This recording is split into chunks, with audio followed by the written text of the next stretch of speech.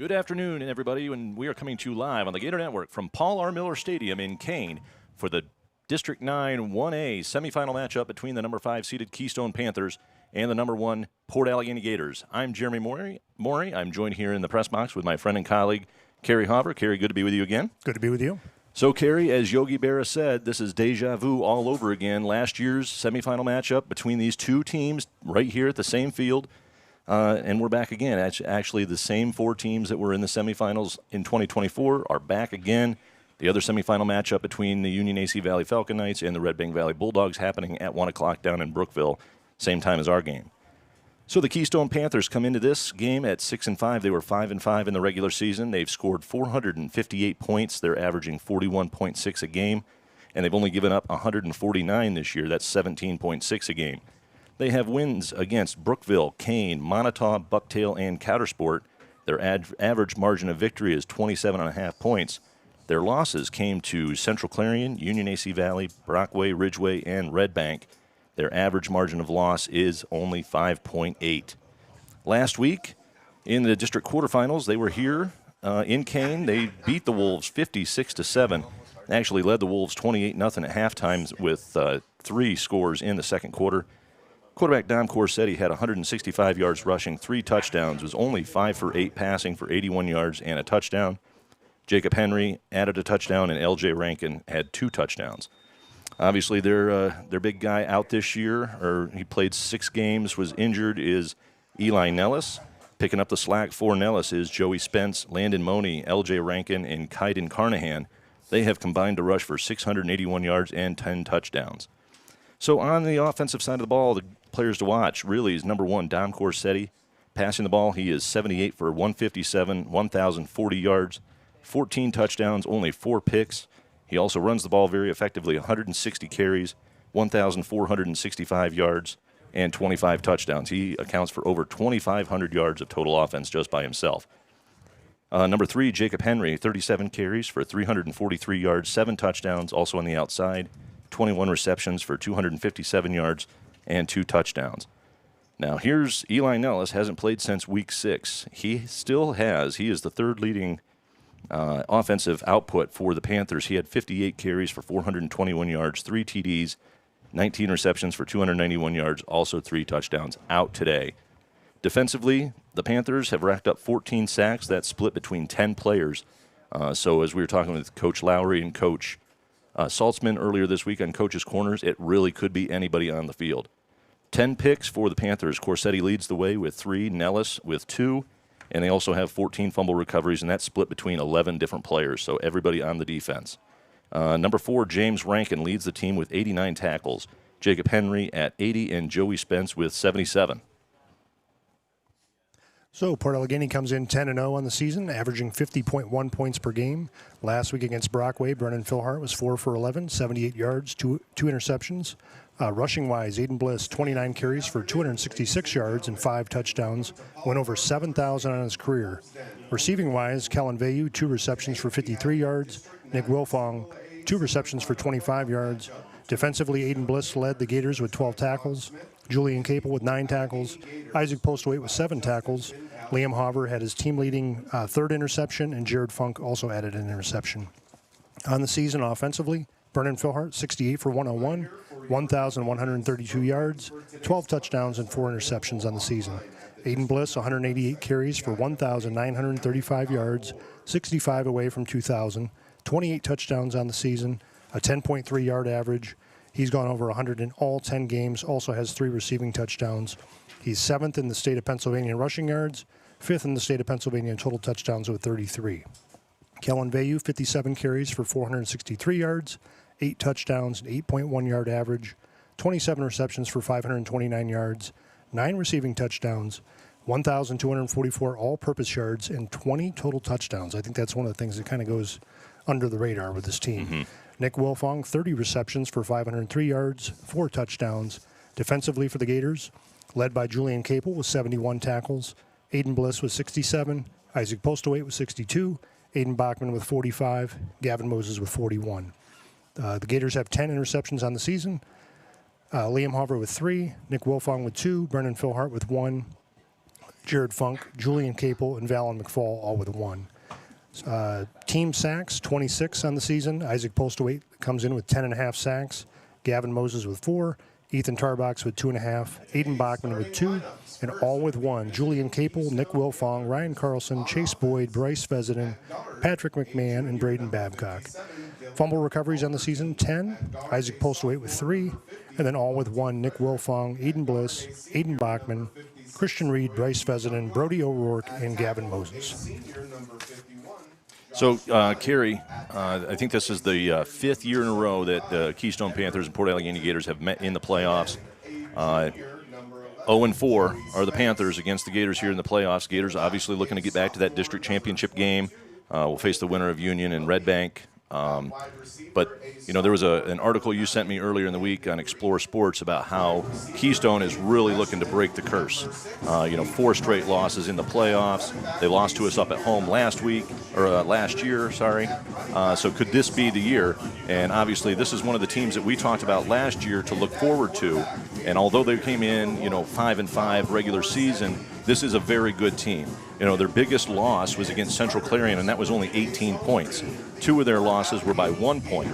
So they've been in every single game that they've lost, and then you look at their wins, and they are just blowing the doors off everybody. So this is a very good football team led by Dom Corsetti. Going to have to contain him. But we had the speed on defense. We talked to the coaches this week about going 4-3, 4-4. What's that look going to be? But basically, you have to keep Dom Corsetti uncomfortable, or he's going to tear you apart. Yeah, and back to Keystone being a good football team. I wrote down, like you just mentioned, lost by 1, lost by 1, lost by 6, lost by 3. They've lost by 11 points combined for 4 games. I mean, this is a team that's, not that far away from being 8-2, 9-1 in the regular season. Mm-hmm. You mentioned Dom Corsetti. We've covered these games the last couple of years for Keystone. You've seen this now junior class. Yep. We saw them as freshmen. You can see all the talent there. Then last year they're sophomores. Okay, now they're juniors. They're going to be a little bit scary next year as seniors. But very good football team. The Gators are certainly not going to take light, and I think it's going to be a very good football game here at the in Kane. Yeah, and if we remember to last year, really that first quarter was back and forth. 28 points scored in the first quarter alone. And I remember we mentioned that really whoever gets the stop first probably would win the game. Port goes down, scores, Keystone responds in kind, and then kind of the wheels fall off. The Gator defense stands tall. 3 straight drives for the Panthers are takeaways, results in 3 touchdowns for Port Allegany, and that's really when they start pulling away. But a younger team last year obviously have grown. And again, I hate these, you look at these records, 5-5, people might dismiss them. Yeah. We kind of overlooked St. Mary's earlier on in the year at 2-4, and they gave the Gators everything that they wanted. I think that's exactly what we'll probably see here today from Keystone. They're looking, they want to break that curse, as I said. Can they be the giant killers? Everybody's looking to take down Port Allegany, and this team obviously has the motivation to do it. They have the talent to do it, so I think we're in for a very good football game. I think we're about ready for the national anthem. Kerry and I are going to take a little break. We'll join you before the start of the game at the kickoff, and we'll turn it over to the band.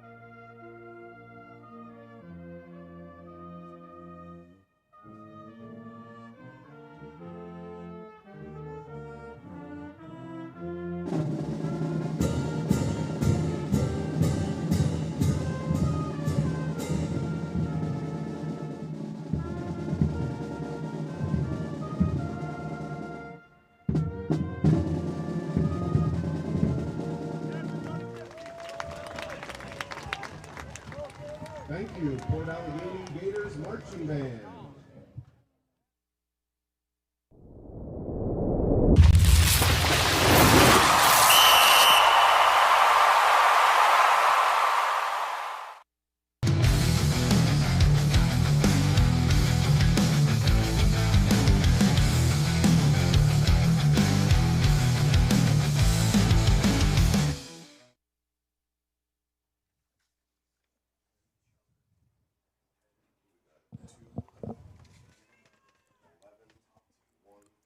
Okay, we're back as the captains approach midfield for the coin toss. We'd like to thank our first quarter sponsors, K10 Excavating and Gray Mac Equipment Rental. So, Carrie, you have some stuff here. I see a note says we're waiting for the coin toss and see who's going to start with the ball. Yeah, just, talking pregame, looking out here at the captains, you've got Aiden Bliss, Nick Wilfong, Ethan Tarbox, and Tristan Kaiser. Kaiser got injured last year. He's been out this whole season. A big loss for the Gators. Thankfully, they've been able to maintain, an undefeated record. But then also Ethan Tarbox last week, 2 weeks ago against Brockway, lost him for the rest of the season. Sorry to see a senior go down.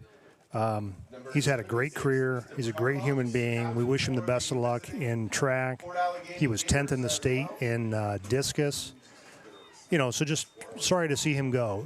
Thinking back to last year's team, there's only one starting offensive lineman from last year's team, so it's kind of a new look versus last year.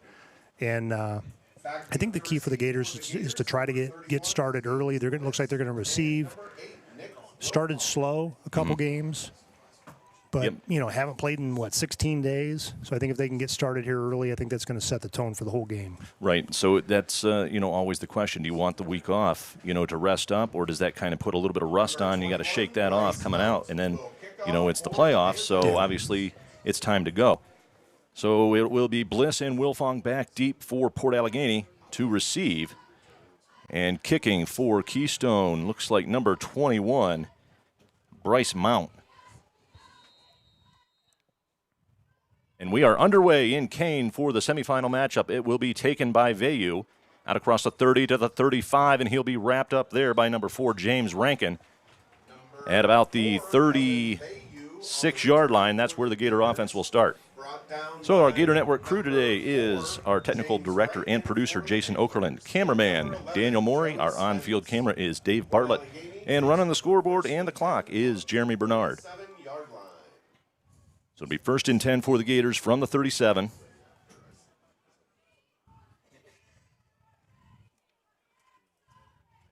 And Phil Hart will be under center. Bliss, the lone back behind him. Wilfong will be in motion. And it's going to go to Bliss. Picking his way ahead, runs a man over out across the 45 to the 50, still on his feet, and he's forced out of bounds inside Panther territory. Big first down on the first play from scrimmage.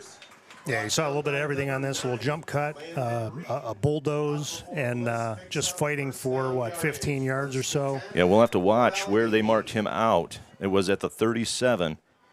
He gets to the 45. So that's 17 yards. He needed 65 coming into the game to get to 2,000 on the season. So again, Phil Hart under center.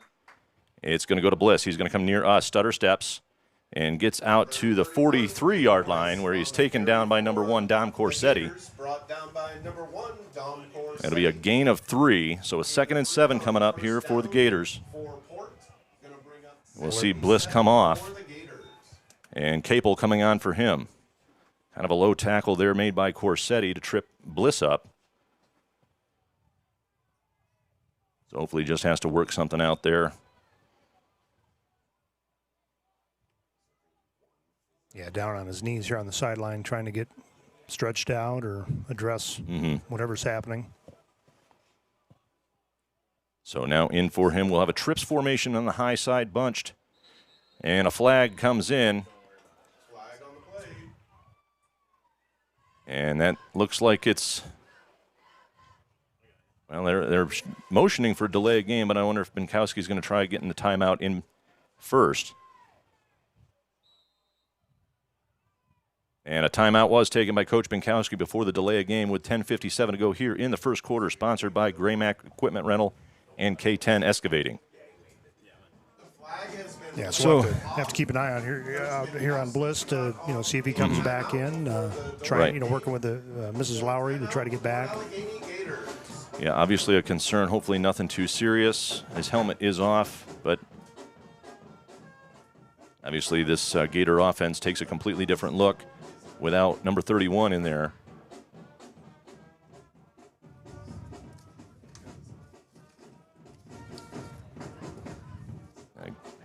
Gator marching band off here to our left.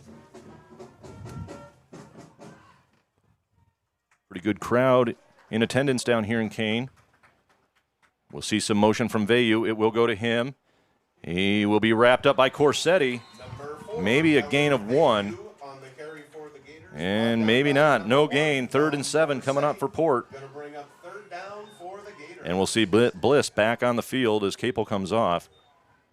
So just had to sit out a play. Yeah, a little dinged up. Hopefully he's able to play at full strength here. Right. So potentially 4-down territory here, Jeremy. Get a couple yards on 3rd down. So it'll be Phil Hart under center again, trips high side, Bliss the lone back. It's going to be a fake to him, and it's going to be a rollout by Phil Hart. He's looking to pass. We'll get it to Wilfong. He brings it in for the 1st down, down to the 31, 32-yard line. Here it is on screen at the replay. And that is a tough throw to make. Rolling to your left is the right-handed quarterback, and a good grab from Wilfong. So to pick up a 1st down, moving the chains, they mark him at the 32.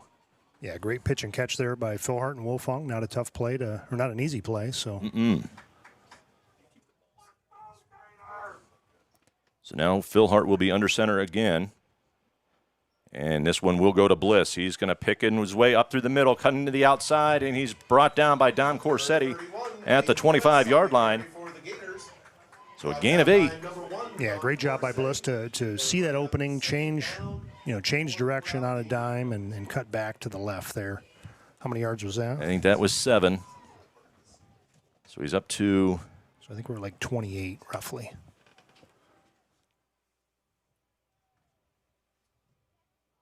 About 37 more yards to hit that 2,000 mark.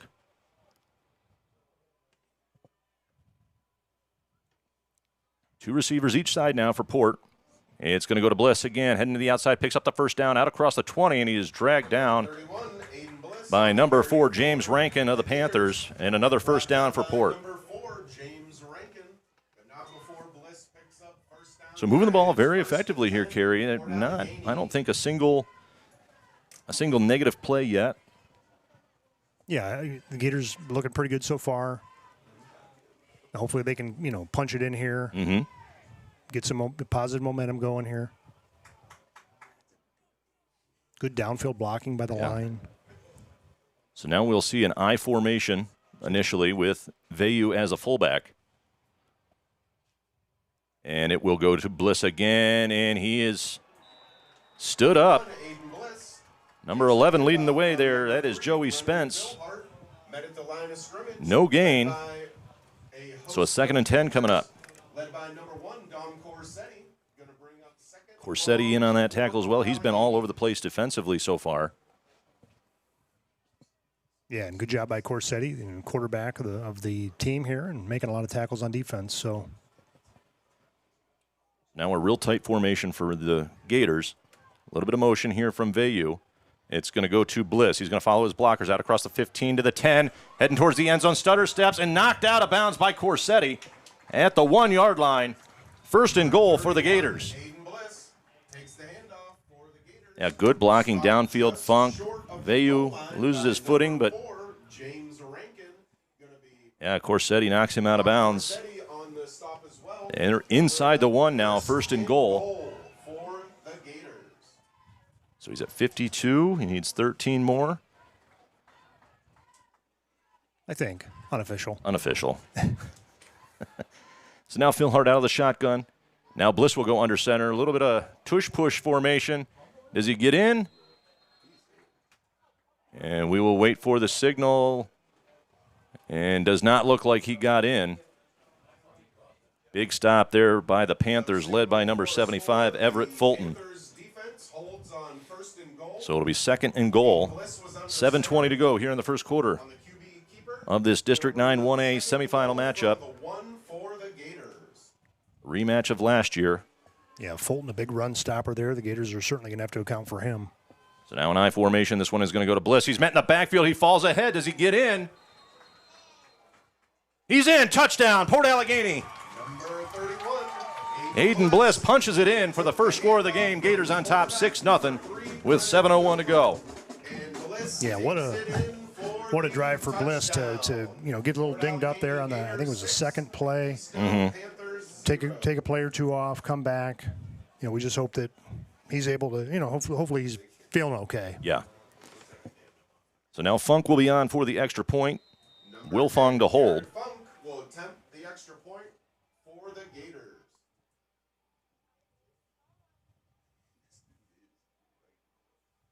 There's the snap, high snap. He gets it down the kick, up and on the way, and it is through. It's good. 7-0, Port Allegany.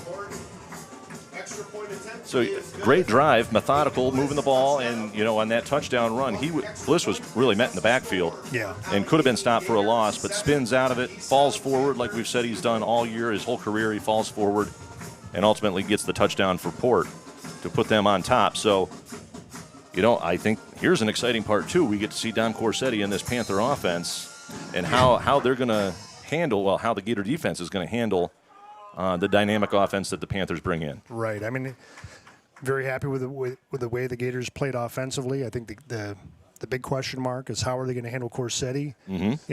You read over his stats. He's a very dynamic player, and it's not just Corsetti. I mean, there's a lot of great players on Keystone's team. So it'll be interesting to see how the Gators, if they go with their base 4-3, if they try to mix some things up a little bit. So back deep for the Panthers is Corsetti and number 6, Kaiden Carnahan. Funk on to kick for the Gators. And a nice end-over-end kick. That will be taken by Carnahan at the 8.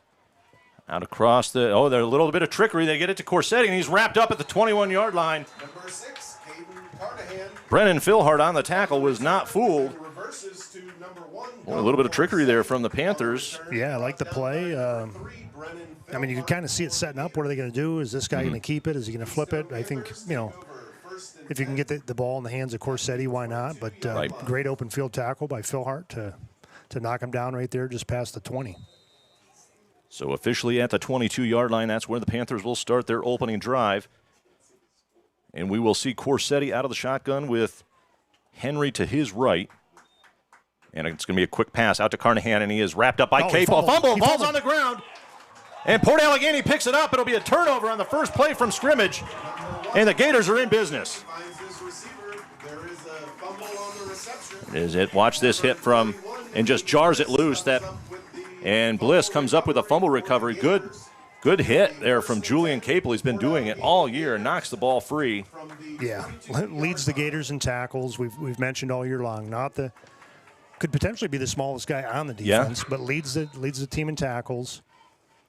Bliss was there to scoop it up. Thought maybe we'd see a replay from the Brockway game, a little scoop and score. Right. So a little delay here. Bliss has to change out his wristbands. So it'll be 1st and 10 for the Gators from the 21-yard line. Philhart under center. It's going to go to Bliss. He's going to head to the outside, cuts it back inside, out to the 15, to the 14-yard line. So a gain of 8. So unofficially at 61. So 4 more unofficially. Let's just break one here, and then we don't have to worry about it if we're off by a yard or two. I thought he had an opportunity there to maybe stay out to the left side, and, take it to the end zone, but he's got much better vision than I. Right, yeah. And we do have the convenience of being high up above. Right. And I catch myself sometimes second guess, oh, man, if they would have just kept it to the outside, but. Yeah. So Philhart under center again. The lone back is Bliss. It's going to go to him. He's going to head to the outside, hurdles a man near the line to gain. He'll pick up the first down inside the 10. It'll be 1st and 10, Port Allegany. And that is a gain, I think, of 5. Okay, so that would be 66 unofficially. So that we believe that carry right there was the mark for Aiden Bliss to get 2,000 yards in this season, consecutive seasons, with more than 2,000 yards rushing. So 1st and goal for Port, 5:43 on the clock. Philhart again under center. We'll have 2 receivers each side.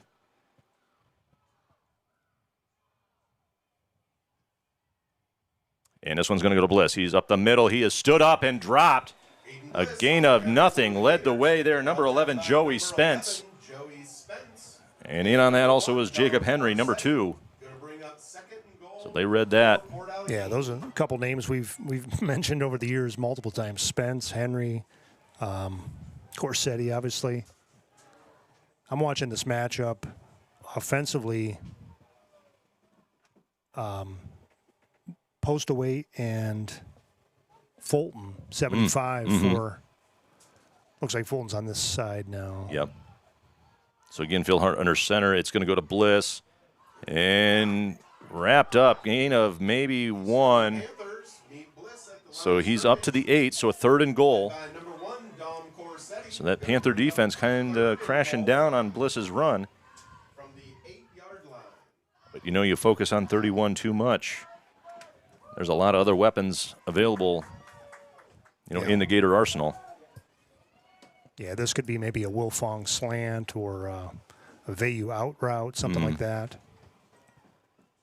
So we'll have Funk, Wilfong, and Vayu here near side to us. Hauer, the lone receiver, high side. Phil Hart out of the shotgun. He is going to roll. It's going to be a flip to Vayu, but he is met in the backfield. The Panther defense, there's a fumble.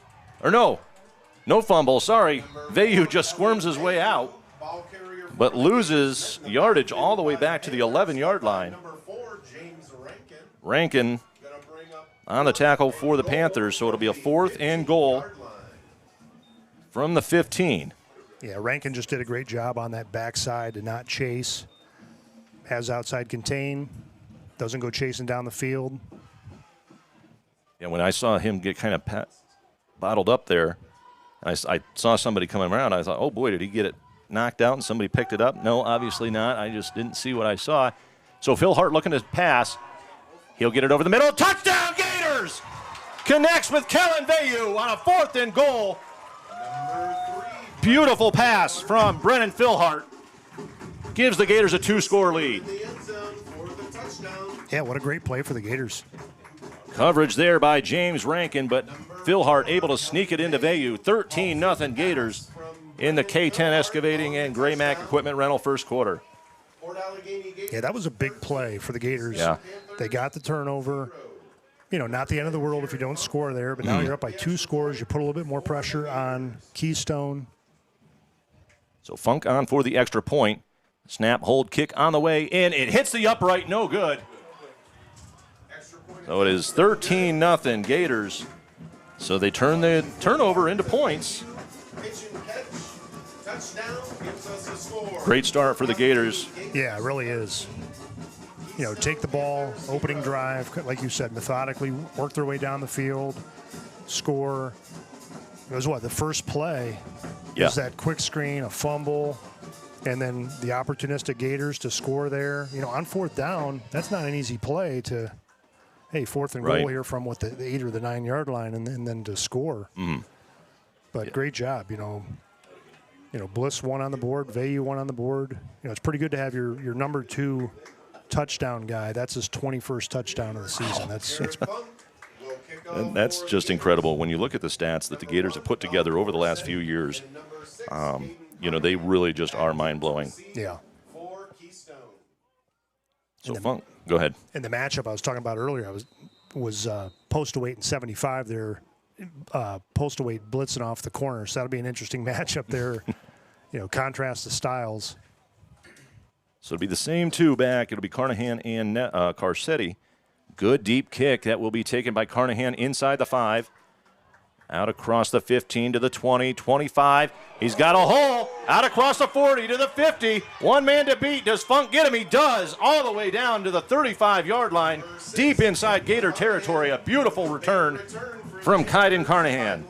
Yeah, and good job by Keystone to counter. That's, one of the best ways to do it is to steal some momentum back and, succeed on special teams. So that puts a little pressure on the Gator defense now, deep in their territory to tighten up a little bit. Right.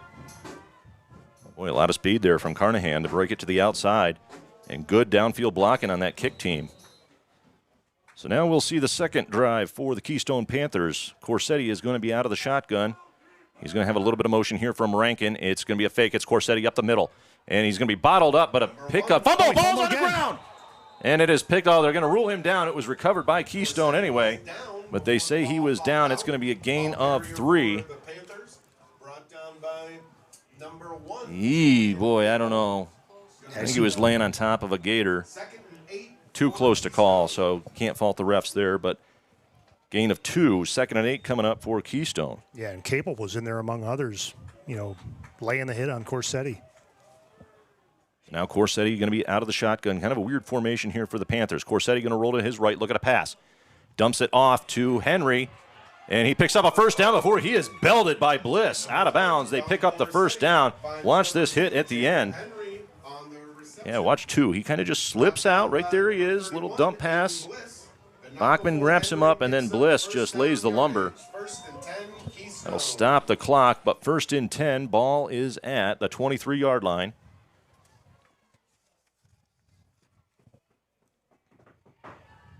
See a high receiver. Everybody else in here tight for the Panthers. It'll be Corsetti, and he will have Money to his left. It's going to be a keeper by Corsetti.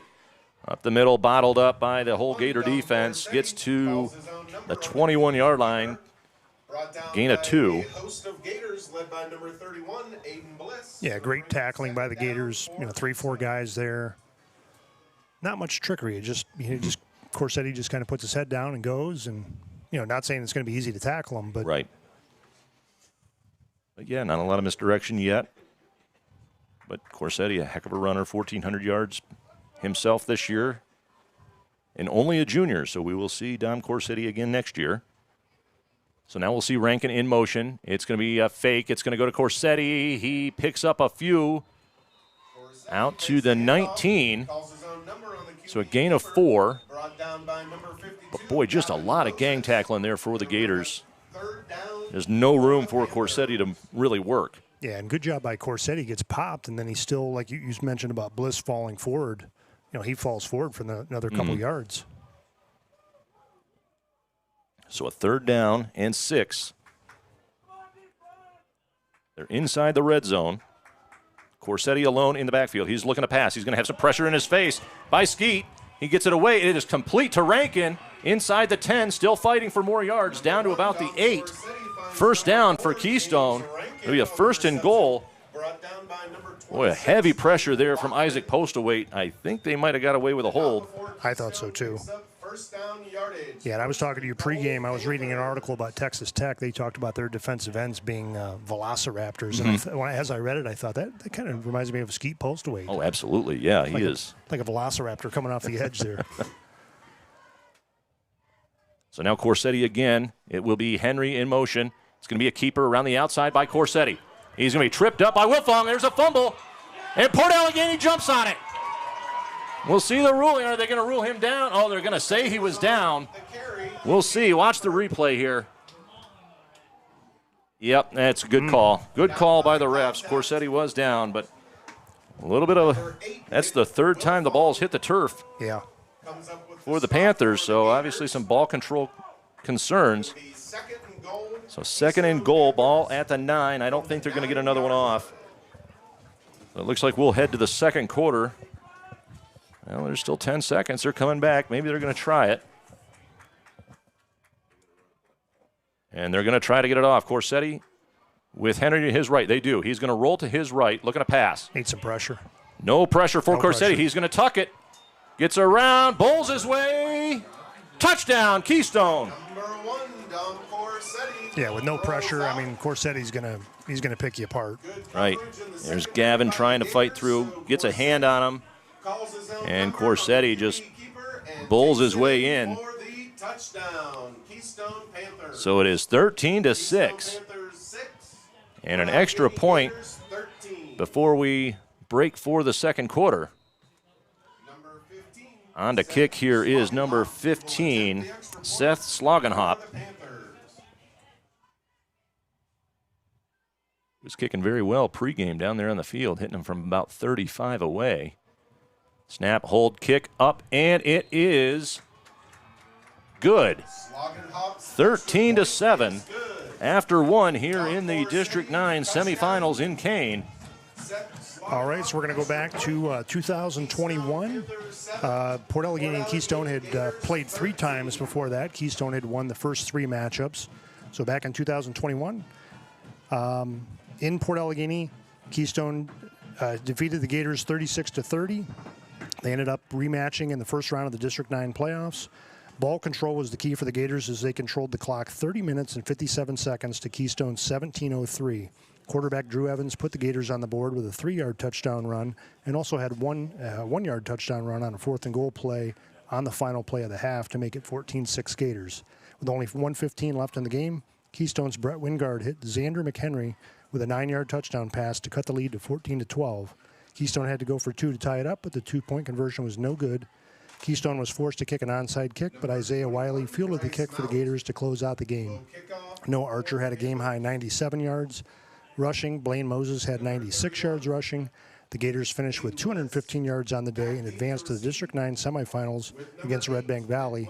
Red Bank would win that game 35-14 and ultimately advance to the state finals, where they took on, who else? The Bishop Guilfoyle Marauders, and were defeated 21-14. So a little bit of a squib kick there. It will be picked up by Vayu. Inside the 20, waiting for his blockers to develop. He gets out across the 30, still fighting his way near the 35, brought down at the 34. We'll see who is in on that tackle. That was number 11, Joey Spence. So that and game, Eli Anger. That game was the first, first win for the Gators against Keystone, and they've won 7 in a row. So they lead the all-time series 7-3. None of that matters today. All that matters is what happens on the field today. So. Right.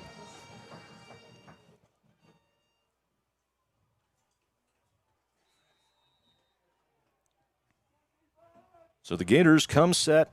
It will be Phil Hart under center, Bliss the lone back behind him, 2 receivers on the high side. It's going to be, and there's going to be a flag coming in from the line judge on the far side. Could potentially be a formation issue for Port. A false start against the Gators, or illegal procedure. So an update from the Red Bank Union game. Red Bank on top 8-7. I thank all those who give us those updates as we're, and Jason's watching it right here next to us. So, so it'll back them up 5 yards. So a 1st and 15 coming up from the 29. Yeah, and against Brockway, the Gators had a lot of penalties defensively, so hopefully that's not a trend that continues. So Phil Hart under center, Bliss behind him. 2 receivers each side. It's going to go to Bliss. Kind of picking his way out across a 30-man. Runs a guy over Corsetti with a tackle. Gets out to the 38-yard line. So a good run from Bliss. Brings up a 2nd and 6, 7 yards. Yeah, he just kind of hops through there. Mm-hmm. Yeah, and then it's amazing because when he comes down after hopping, there's a man there, and he just lowers his shoulder and runs him over. Yeah. So to keep that momentum going. So it was a gain of 9, 2nd and 6, 11:25 to go here in the Carlson Dental and Fox's Pizza Den of Port Allegany second quarter. It's going to be a toss to Vayu. He's going to go far side away from us. Out across the 45. He's going to break it. Out across the 40, inside the 40-yard line, drugged down at the 37. Good pickup there from Kellen Vayu. Just found a hole opened up by a downfield block by Wilfong, and he is chased down by Carnahan and Rankin. First down, Port Allegany. And that's the danger, going against the Gators. You obviously know Bliss is going to get his carries, but Vayu is just, he's capable as well, and very dangerous runner in open field. I thought he was going to break it, but good speed there from Rankin and Carnahan to chase him down from behind. That's something we haven't really seen a lot this year. So now a trips formation near us. A handoff to Bliss, bottled up, still fighting his way ahead. And no gain. Swallowed up by that big interior line for Keystone. Yeah, you can see on screen there, big 75 for Keystone. He's going to head off and take a break here. He's certainly a run stopper that the Gators are going to have to. Yeah, maybe an opportunity here with Everett Fulton off. Yeah, because you've got this trips formation, so maybe it spreads the Panthers out a little bit. Yep, a lone high receiver. Bliss now to the left of Phil Hart. Phil Hart looking to pass, gets it out to Vayu. Good blocking, out across the 35 to the 30. Cuts it inside to the 25, and he is drugged down by number 7, Eli Anger. So a good little screen pass out there in the flat. That'll move the chains for the Gators. Yep, good downfield blocking there by Liam Hauver. Good job by Vayu to fight for every yard. Gets the first down. Sets the Gators up in pretty good field position here, 24-yard line. Looks like Vayu got a little dinged up on the play there. Yeah, he was taken down hard there by Eli Anger. That might be one of the best football names. Anger. Yeah, that's about as good as it gets there. So now everybody bunched in together with Bliss, the lone setback. Phil Hart's going to be under center. Vayu in motion. And a toss. Phil Hart hits the dirt. Bliss around the end, and he's going to be taken down. A good pickup. Drop by Jacob Henry, number 2. Let's see, that's a gain of, I think, 7.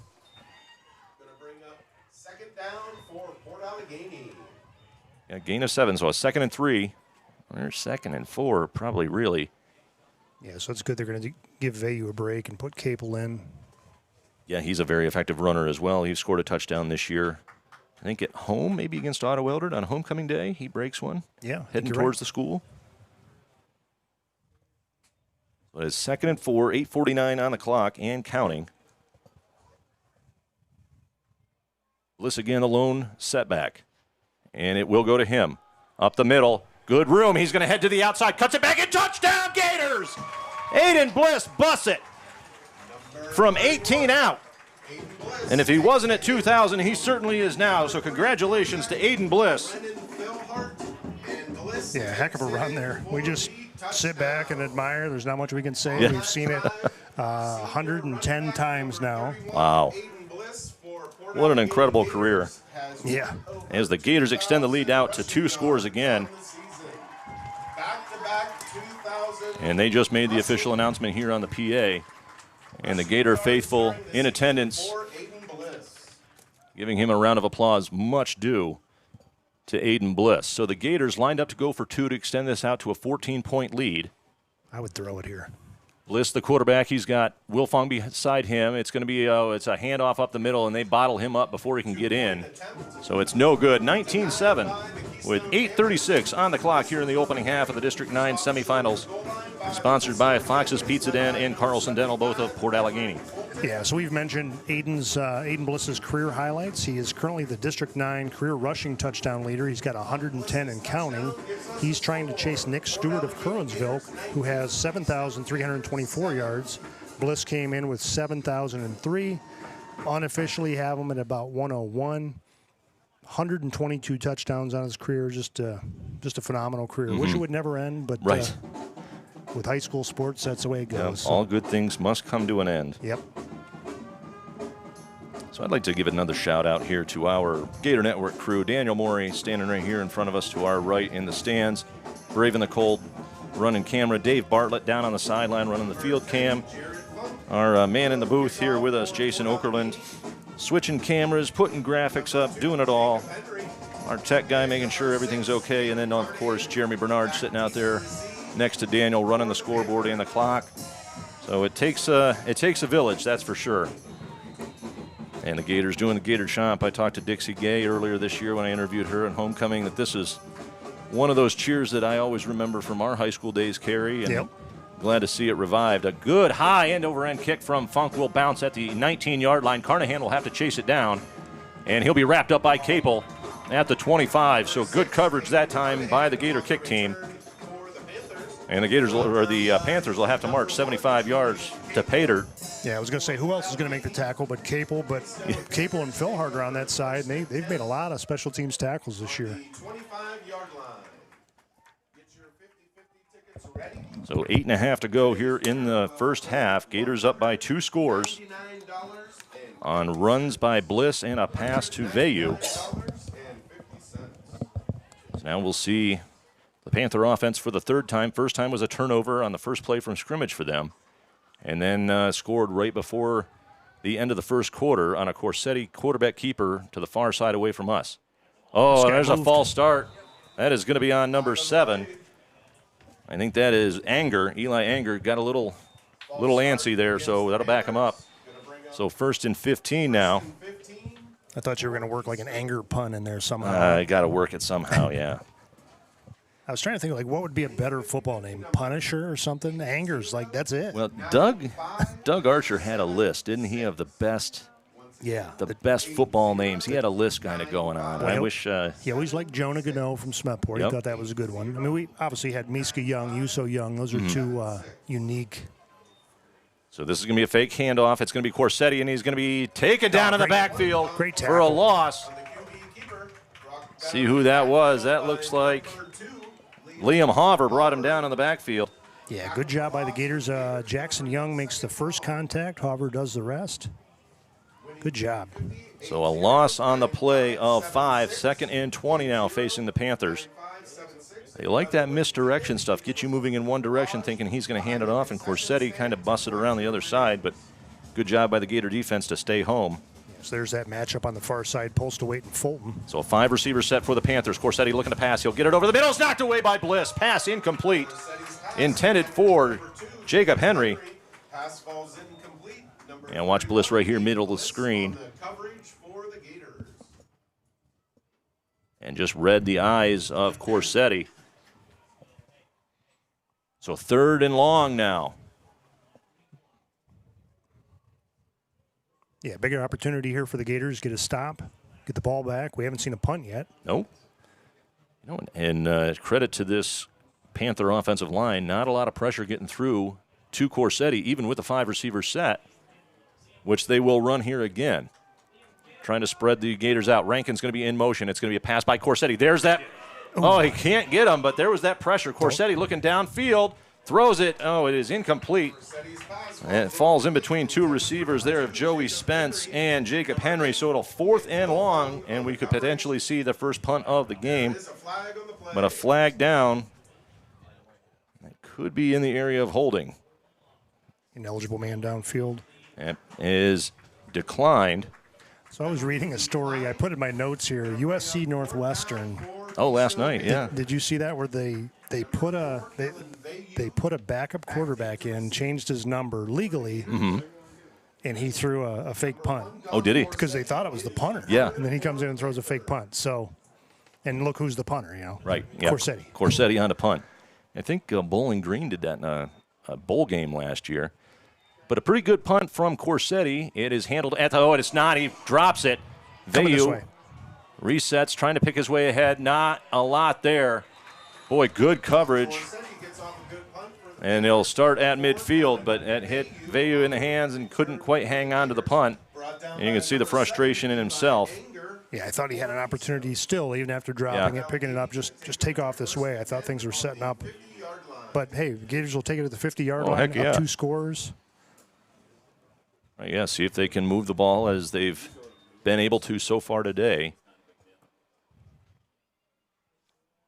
So we'll see the 2 receiver high set with Funk and Wilfong. Hoover going to be down here near us. And Bliss, the lone back behind Philhart, who's under center.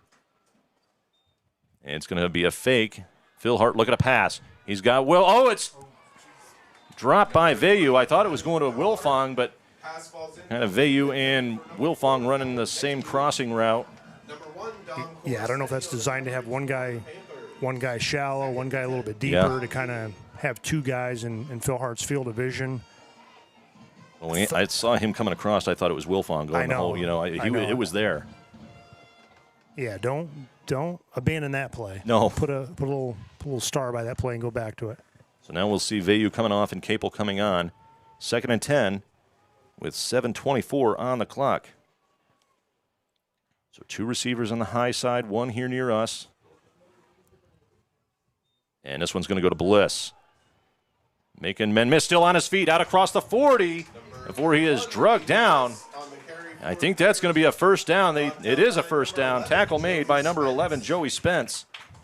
And I'm just laughing that at the end of the play here, you see Bliss's play card come flying out, and Coach Bienkowski's like, hey, I'll pick that up. So a first down run by Aiden Bliss. So was that 11? I That think? was 11, yeah. So we'll just keep a rough track here. You're using a lot of paper there, Kerry. Yeah, I know. Jeez. Carry the 1. There's going to be so much math today. So 1st and 10 from the 40. Bliss in motion. It's going to be a toss to Capel.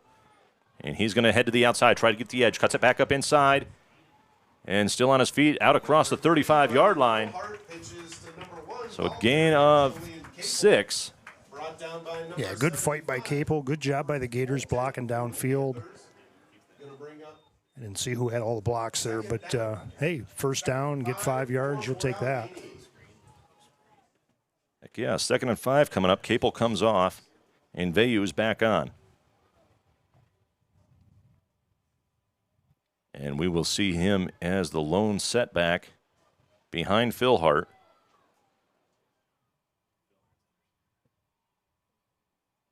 And it's going to go to Veyu. A flag comes in. Oh, boy. Veyu cuts it back, makes a spin. He picks up the first down. He's finally drugged down by about 7 Panthers, but a flag in the backfield. That came out almost immediately from the umpire. There is a flag on the play.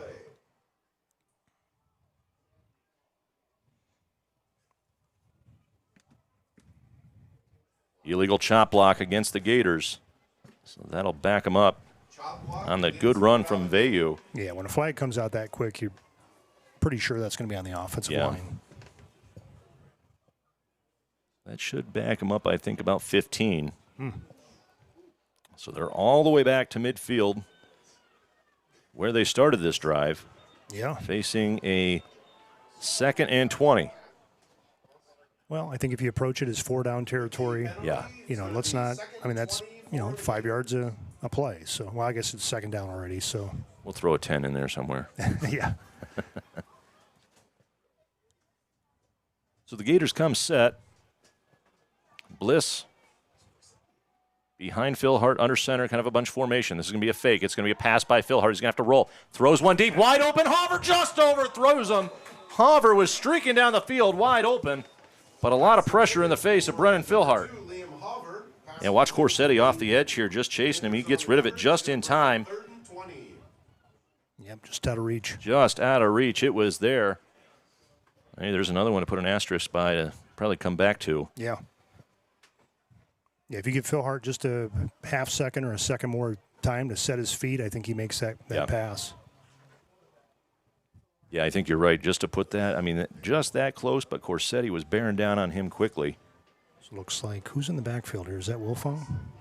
Looks like Wilfong. It's going to be a toss to Wilfong from Bliss. He's going to look to pass. He's got a lot of pressure. He's going to step back, throws it to Funk. Oh, in and out of his hands. He can't come down with it.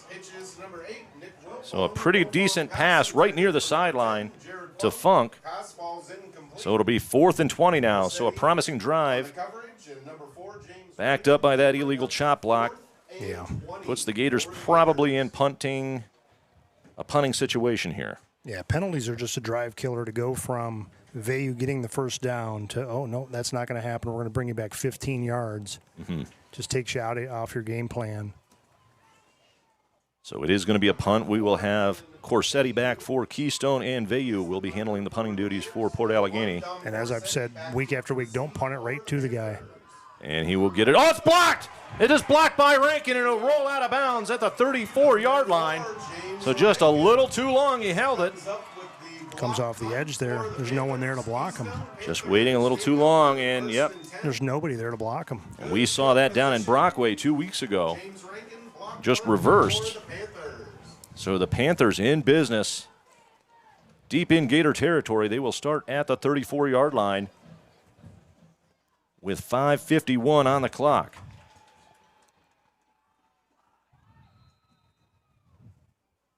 So not only do you back yourself up there, Kerry, and you basically gift them another 15, 16 yards on the block punt. Yeah. So Corsetti will be out of the shotgun. We'll see a little bit of motion here from Henry. It's going to be a fake toss. He's going to have pressure. He throws it deep. Hits him in stride. Walks in. Touchdown. Keystone. Complete to Landon Reed. Corsetti, a beautiful pass as he had Skeet coming in from behind. And he just got behind the secondary. Hits him in stride. Touchdown. One play is all it took to bring the Panthers back within a score. Keystone Panthers 19-13 now. Port Allegany Gators. Yeah, not to harp on that chop block, but to go from Number 50, that Seth Slogenhop to, you know, the extra point. Right. putting yourself second and long and then losing all your momentum. So Slogenhop on for the extra point for the Panthers.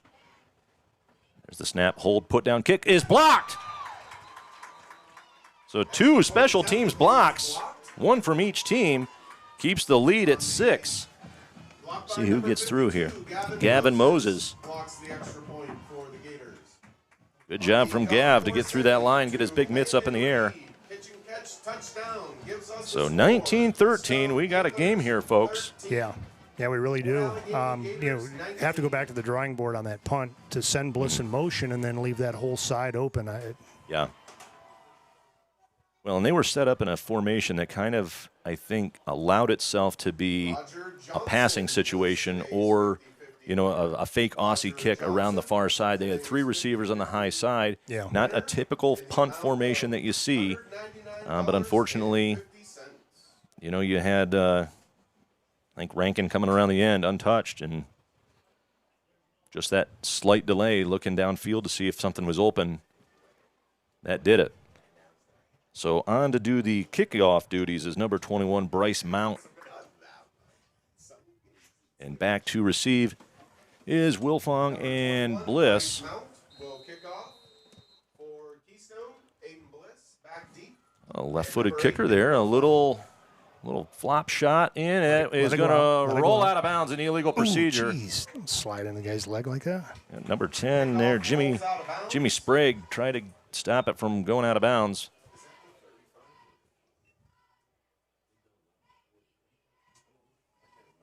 So I like the thought there, that little kind of flop shot kick, just dropping it in. Yeah. But you better make sure it doesn't roll out of bounds. Yep. So that will put the Gators at the 35-yard line. So they'll pick up an extra 5 yards from where that ball rolled out of bounds. They will be starting on the far hash. 5:44 to go here in the Carlson Dental Inn, Fox's Pizza Den, second quarter. And it'll be a full house backfield. Phil Hart out of the shotgun. It's going to go to Vayu. Cuts it up the middle. Stood up by Corsetti and Rankin, but he gets out to about the 40-yard line. So a gain of 5. It was just kind of lifted up and dropped. Yeah, I saw Corsetti on this edge here, and it's like I hope the play's going the other way, and thankfully it was. You know, good pickup on first down.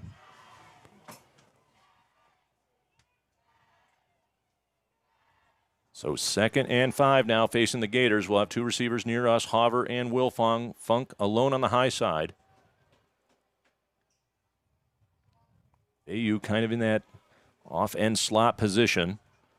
Bliss the lone setback. It is going to go to Bliss. Good hole right up the middle, out across midfield, and still running, still on his feet. Oh, wow. He's going to cut it to the outside, out across the 30, 25, 20, 15, 10, 5. Touchdown, Port Allegany. On a 55-yard, 60-yard run from Aiden Bliss. Right there at the 40-yard line to put his hand down and keep himself upright. Good downfield block there from Wilfong. Yeah. Man, that was a run right there. How far was that? That was 60 yards. They went from the 40. So, yeah, so unofficially, we'll have to check with Lori Chase at halftime. That puts him at about 172. He needed 321 to tie Nick Stewart, so 322 to surpass him. So the Gators now up 25-13, a 12-point lead. They're going to try for another 2-point conversion to make it 14. And another full house backfield with Bliss, Vayu, and Philhart. And it's going to go to Bliss. He's going to cut it to the outside. He'll get in this time for the 2-point conversion. Number 31. It is 27-13 with 4:53 to go here in the opening half of the District 9 semifinals. Yeah, and credit to James Rankin there trying to make the tackle at the goal line, but that's a hard task. And Bliss, powers right over him for the 2-point conversion. Allegany Gators 27, Keystone Panthers 13. And still the Red Bank Union game is at 8-7. Carrie, before the game, you were talking, as we were going over the concession stand and about how it would have been nice if the district would have staggered these games. Yeah. A 1 o'clock and a 4 o'clock, kind of like the NFL and college do. So, everybody could tune into this game and then go home, and tune into the Red Bank Union game. Unfortunately, they're both going on at the same time. I know. Red Bank and Union are playing down in Brookville right now. But that would have been nice to be able to see how that all turns out. But Yep. Yeah, I mean, I'd love to watch that game, and truthfully, after it happens, we already know the result. Yeah. I don't know if I'm going to go back and watch it. Right. Maybe. But we've seen both those teams. yes, yeah. Now this one, obviously we haven't seen Keystone this year, so it would have been and then last week the blowout win against Kane. But Corsetti and Henry back for Keystone. Funk to kick for Port Allegany.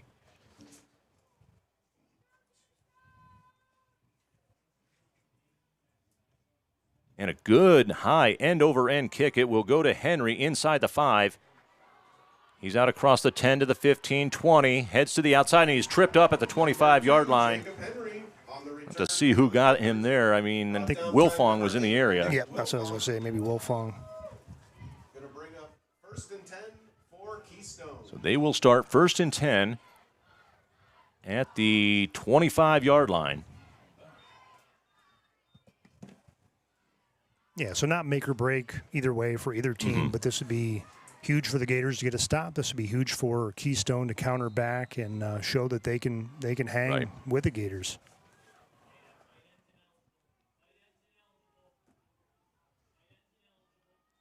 So there is a handoff to Henry. He's going to come here near side to us. Kicks it up inside. A good pickup before he is tripped up by Brennan Philhart. And he falls ahead to the 33-yard line. So a gain of 8, 2nd and 2 coming. Henry picks up 8 on 1st down. Gonna be Correct me if I'm wrong, Kerry. That might be the actual first run by Henry. We've Yeah. seen a lot of misdirection and a lot of quarterback keepers from Corsetti. Yeah, I think you're right.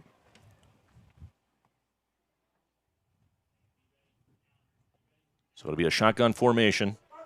Money now moving to the right of Corsetti. A little bit of motion here from Rankin to the high side. It'll be a quarterback keeper by Corsetti up the middle. And he breaks it free, picks up the first down, takes 4 Gators with him. Tackle made there by Vayu, Capel, and Bliss. Yeah, just a great tough run.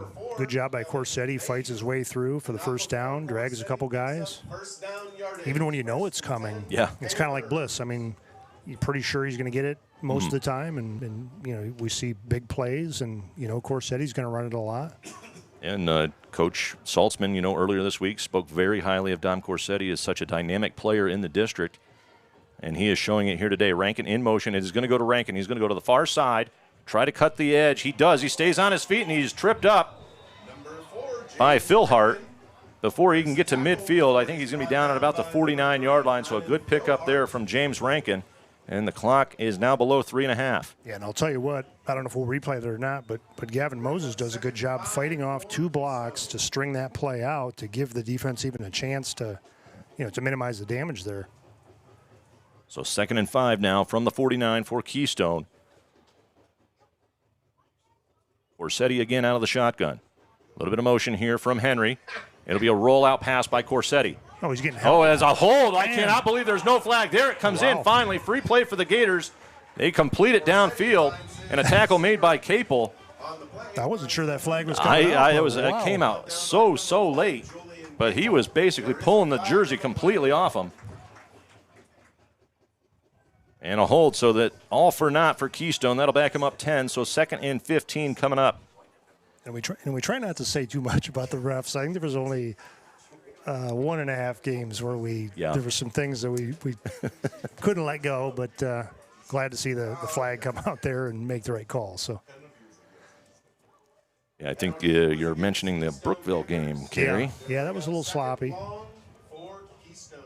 Red Bank Valley game was a little iffy at times. So now the clock is going to start rolling. 2.5, just under 3, sorry.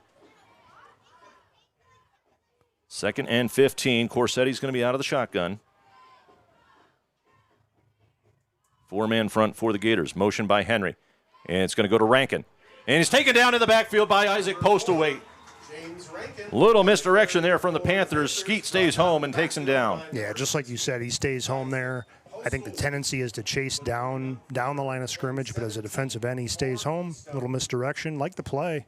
Oh, yeah, yeah. But good job by Postaway to stay home and make the tackle. So that would be a loss of 2, 3rd and 17 now from the 37.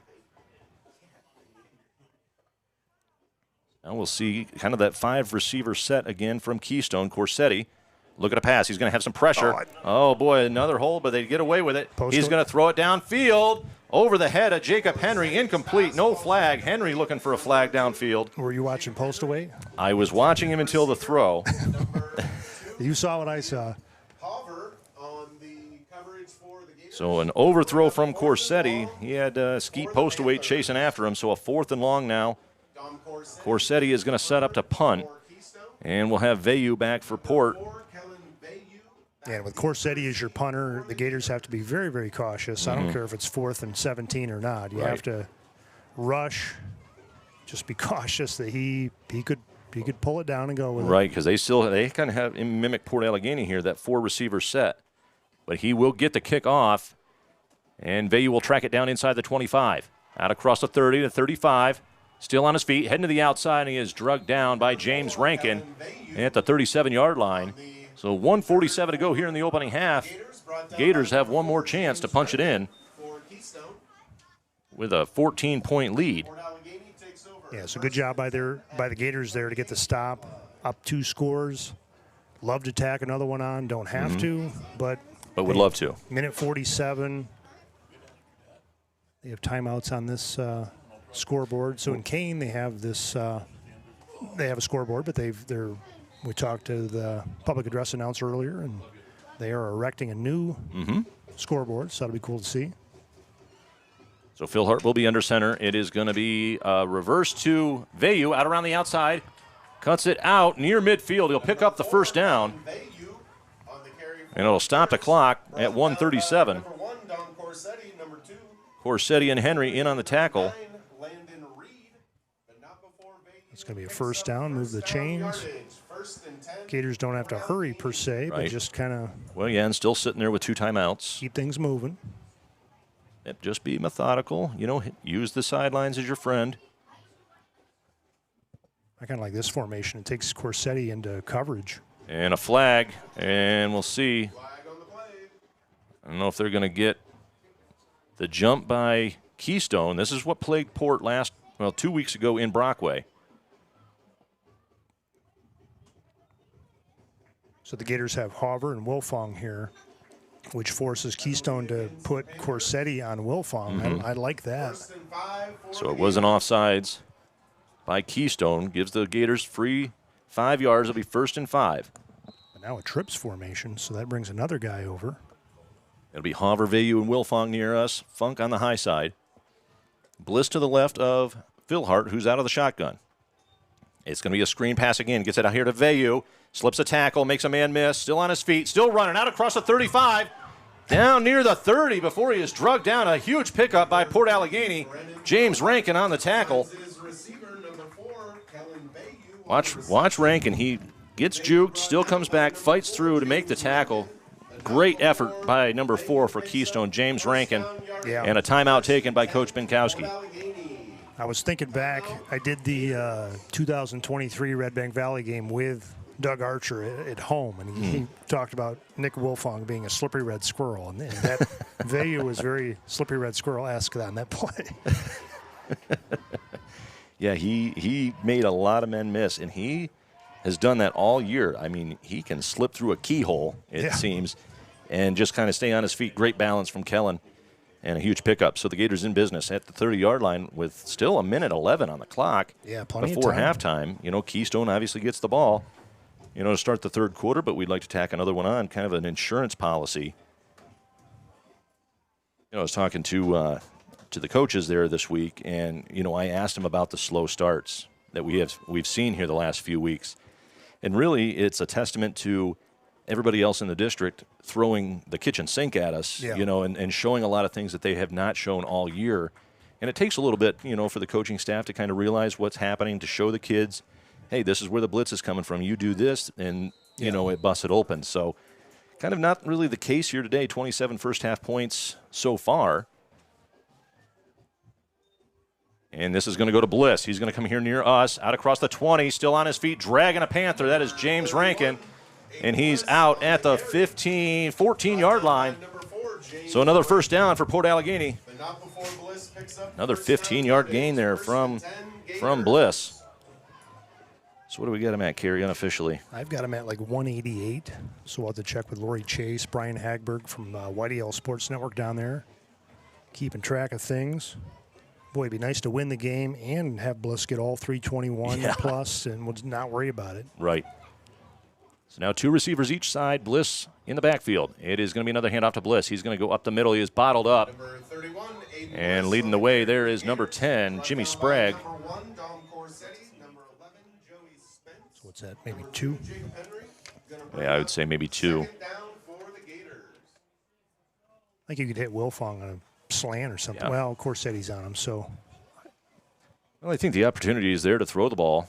And it is going to be a pass by Phil Hart. He's going to roll to his right, dumps it off to Vayu, and he is hit by Corsetti. A gain of about 4. Might want to call your timeout. Yeah, I would maybe use your other timeout, and that is what Coach Benkowski is going to do with 25 seconds to go on the clock. Clock still running. They gave him an extra about 5 seconds off the clock there before the timeout was registered. So that is it for timeouts for Port. That's it? That's it. That's their third. They had to use that one early on to avoid the delay of game. So 3rd and 3. Ball is going to be spotted at the 9. So they are going to put 5 seconds back on the clock. That'll be 27 seconds.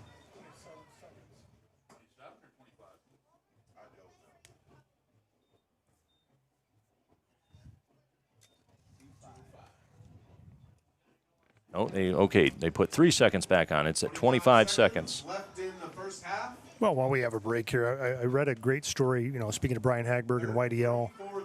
Chris Rossetti wrote a great article about the 6-class system, how Bob Tonkin, former athletic director at Brookville, longtime member of the D9 committee, he was the architect of the 6-class system. There used to be only 4 classes. Yeah.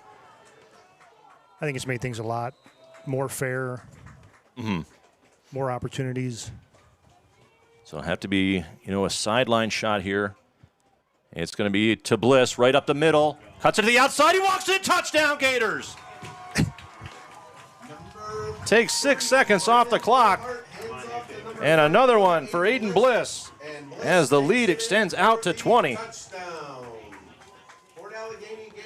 How many is that on the day? 4. That's 4 for Bliss, 1 for Vayu. I unofficially have Bliss at 199. That's a great game. Yeah. That's a half for Bliss. So we'll see. It looks like the Gators are going to go for 2. They're going to start on the near hash. And it'll be a full house backfield. No, Vayu will go. And it will be Wilfong handling the snap with Bliss to his right. Phil Hart out here as a receiver. And it's going to go to Bliss. He's going to follow Wilfong. Chased down from behind by Corsetti. Does he get in? He does. He gets the 2-point conversion to make it 35-13 with 19 seconds to go here in the first half. Yeah, and I wanted to talk about this. Speaking of Bliss's personal accomplishments, Lori Chase puts together the Lori Chase files, what we call it. Yep. And, looking at the District 9 career rushing leaders, Nick Stewart in the lead for Kerwinsville. A lot of takeaways here. She has an interesting thing about wrestling. Aiden Bliss, 2-time state qualifier. Nick Sipes in 3rd place, 3-time state qualifier. Brady Collins, I know, is one of Aiden Bliss's buddies from last year. Clearfield, 4-time state qualifier. So a lot of overlap between wrestling and being a great running back. But another takeaway, looking at all these great careers by all these guys, Aiden Bliss comes in on a career at 9.6 yards a carry. Wow. That's just phenomenal. Yeah, and nobody really close. Everybody at the closest would be Collins, a whole yard behind him per carry, which is phenomenal. I mean, 8.6 is a great career. So Funk on to kick for the Gators. Back deep is Henrienne Corsetti.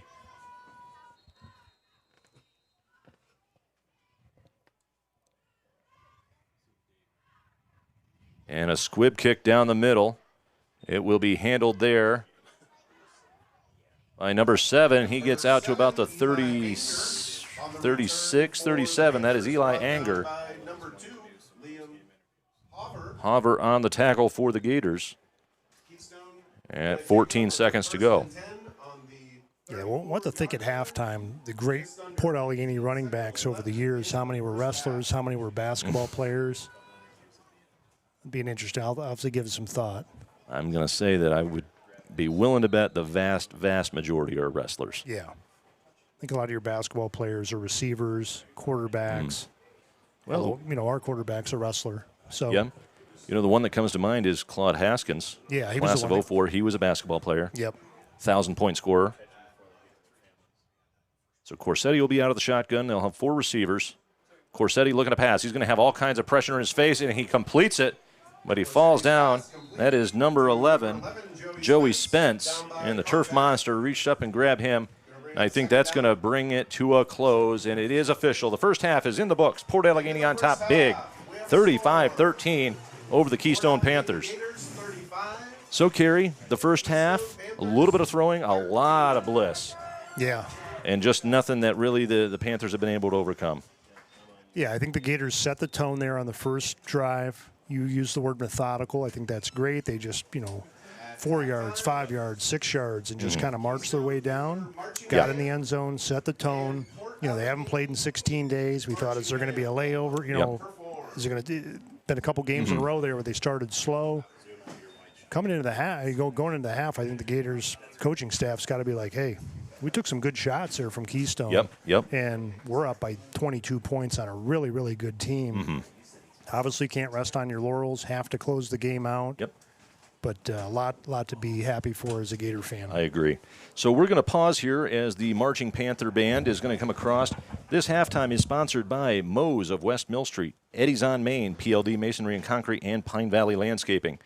Have a story for you, Kerry, after the break when we come back about a conversation that Todd Moses and I had the other day. So we're going to pause for halftime. Enjoy the marching band. We'll join you before the start of the second half.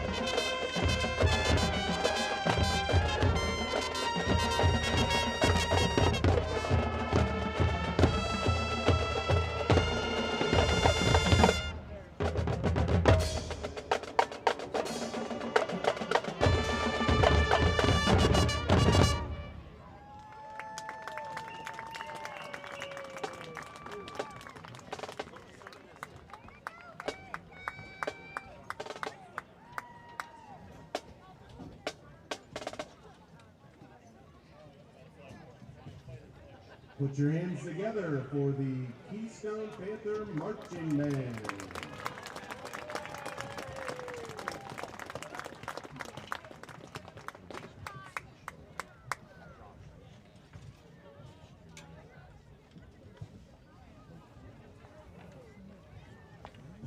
Please welcome to the field the Port Allegany Gator Marching Band.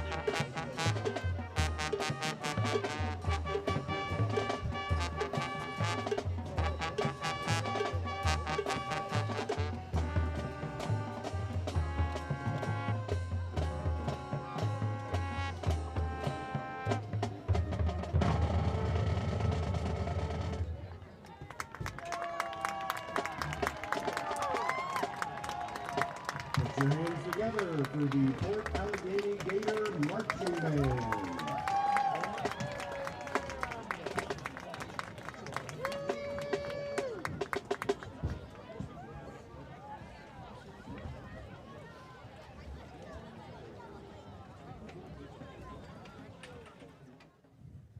Okay, we're back as the marching bands have cleared for their halftime shows. Carrie and I were able to walk down here to the end of the booth to Lori Chase, author of the Lori Chase Files, to kind of get more of an accurate count for yardage. What you come up with, Carrie? Yeah, so she has it at 194. She kind of conferred with Brian Hagberg from YDL, and that's what he has as well. So we'll reset it at 194. We'll go from there. The magic number is 322 to surpass Nick Stewart. So he's got about, what, 125? 128. 128? Yeah. Yeah, I went to Port. I don't know math. Yeah, so 128. Depending on how the Panthers respond here with their opening drive will really probably depend on, how long we'll see some of these starters. I'm going to anticipate probably deep into the fourth quarter because it is a playoff game, and we're going to get into the time of year where you're going to have to go all four quarters, which is something the Gators, to their benefit, incredible first halves, have not really had to do too awful much this season. Yeah, well, you're only up 22 points, so. I'm not saying pull them now. I mean, I know that. So we'll see how the game goes. But I mean, it would be nice to see him. It'd be nice to see him get the whole thing. Oh yeah, absolutely, yeah. Right here, set the record. I mean, what a career so far. Hopefully, a few more games to go. Mm-hmm. But great team effort so far, 35-13. Yep. Yeah. So. As the team, as Port's still warming up, Keystone's over there on the side, I want to tell you about this, kind of teased you with a story. Yeah. So Todd Moses came in yesterday and, about his sponsorship and said, hey, I'd really like you guys to make mention to really the predecessors for all this. The old Pack TV guys, Al Locker, Kenny Schroll, Mike Nasto, T. Lee Bennett. And they really were the first ones, to kind of get this rolling. Obviously, we've taken a much more modern approach to all that. But, they gave a lot of the players VHS tapes of a few games, and I'd love to get my hands on those to watch some of them and even to digitize them and throw them up, Yeah, we need to. So he told me, as a tribute to Mr. Nasto, he always used to say something, and I'm going to do that right now before we mention our halftime sponsors. He always would say, go down and see the fine folks at, and wherever their sponsorship was. So Mo happens to be our halftime sponsor. So Mo's, Eddie's, go down and see the fine folks there. Get a great meal, great hamburger, great fine meal at Eddie's. and also our other halftime sponsors, Pine Valley Landscaping and PLD Masonry and Concrete. We'd like to thank all of our sponsors, all of our donors through the year. You guys have actually, it's been incredible, the outpouring of support that we have gotten. When we approached the school district to be, a booster program, to kind of be self-funded, we weren't really sure. We hear rumblings of people that enjoy watching the games, and then when we're actually able to take donations and sponsorships this year, we're just credit to the Port Allegany community and the surrounding area of just the overwhelming support that we've received. We appreciate each and every one of you for sponsoring, for donating, everything. So, we do this because we love it, but we really do it for the viewer at home, the people who can't make it out. People like Claire Hover down in Reading. All the grandparents that we get notes that it's so great that they can watch their grandchildren or great-grandchildren, nieces or nephews, because they're not able to make it out to the game. So, again, appreciate all of our sponsors and all of our donors this year. Yes, thank you. So as we get the kick from Funk to start the second half, it's a deep kick. It will be taken by Corsetti. Out across the 15 to the 20, 25, 30, 35, big hole 40, cuts it back and dropped by Skeet Postaway at the 46-yard line. A huge return by Dom Corsetti to start the second half. I was just going to say, there's one guy I don't want to kick to, that's the guy, and we did. But here, I'll show you this. This is Mr. Savinsky. He heard your comments, so. Oh, yeah, well, and tell Mr. Savinsky I have a story from 2003 if you'd like to hear it. Mr. Savinsky, a math teacher at Port Allegany. Yeah, Cowder Sport alum, so I always like to, kid him on some of the old rivalry stuff between Port and Cowdy. I don't like how. It'll be a screen pass out to Henry, and he's going to be taken down. Initial contact made by Wilfong, finished off by Capel. But boy, who am I? I was going to say, boy, I don't like the separation there. There's like 10 yards, but Wilfong gets off his guy and comes up, making him and I think Capel both. Yeah. And they lose one. Yep, lose one, so 2nd and 11. I mean, credit to the cornerbacks for Port Allegany that they've always played uptight. That takes some skill. Right. So it'll be Corsetti out of the shotgun again. It is going to be a handoff, this time up the middle. And fumble, ball's on the ground, still on the ground. And we'll see if they're going to rule him down or not. And they do another. That is the 4th time. Man. Down by contact. See, no, that is not. That ball is out. That ball was out and just on the ground. I don't think anybody really realized it. But they rule him down probably by forward progress, but he certainly wasn't down by contact. So, in Port Allegany or Pennsylvania high school football, you can't go challenge that. But our viewers at home know what happened, and we'll see if the Gator defense can tighten up here on 3rd down. So it'll be Corsetti back to pass. He's going to have some pressure in his face, rolling, gets it away. Wide open is James Rankin. He'll pick up the first down before he is tackled, or just taken out of bounds by Kellen Vayu. First down, Panthers. Boy, all kinds of pressure there on Corsetti, but he is elusive. Yeah, and we're joking a little bit about that last play. Boy, if it was 14-13, we might be screaming a little bit about it. But hopefully that doesn't come back to where we're talking in the 4th quarter. But, boy, if we had that one play back. But good job by Corsetti there to avoid the pressure and make the pass there. Yeah. So this 3rd quarter is sponsored by A Stitch in Time on Main and the Port Allegany VMI. It will be a fake handoff. It's going to be a keeper by Corsetti right up the middle. Good pickup, still dragging Gators. That's going to be a first down tackle made by a freshman, Aiden Bachman, and they are inside the 30. Watch this move. I mean, he basically just goes right up the gut. Kind of the seized part, and a strong runner in his own right is Dom Corsetti. So we'll have 2 receivers each side here. And it's going to be a pass by Corsetti. He's looking out, gets it out to Rankin, and he'll be taken down by Julian Capel at the 26-yard line. So gain of 3. Yeah, and I would say most teams can't play that style, but you've got Capel as your outside backer, Phil Hart as your safety over top, Wilfong Vayu are the corners. So it looks like that slot guy is wide open, plenty of space, and then as soon as he gets it, those guys are closing in. So it looks like it'll be Joey Spence to the left of Corsetti. 2 receivers each side again. And it's going to be another pass by Corsetti. He'll get it out to Henry, being chased down, and he will be taken down by both Capel and Wilfong, but not before another Panther first down at the 15. Yeah, good play call there. Hit Henry on the out route. So the Panthers are cruising here. Yeah. See if the Gators can tighten up. So obviously, Coach Todd Smith of Keystone recognized something and in putting together a very nice drive. And they're going to have to stall a little bit here, a little bit of a shoe tying, and they will stop the clock and officials timeout.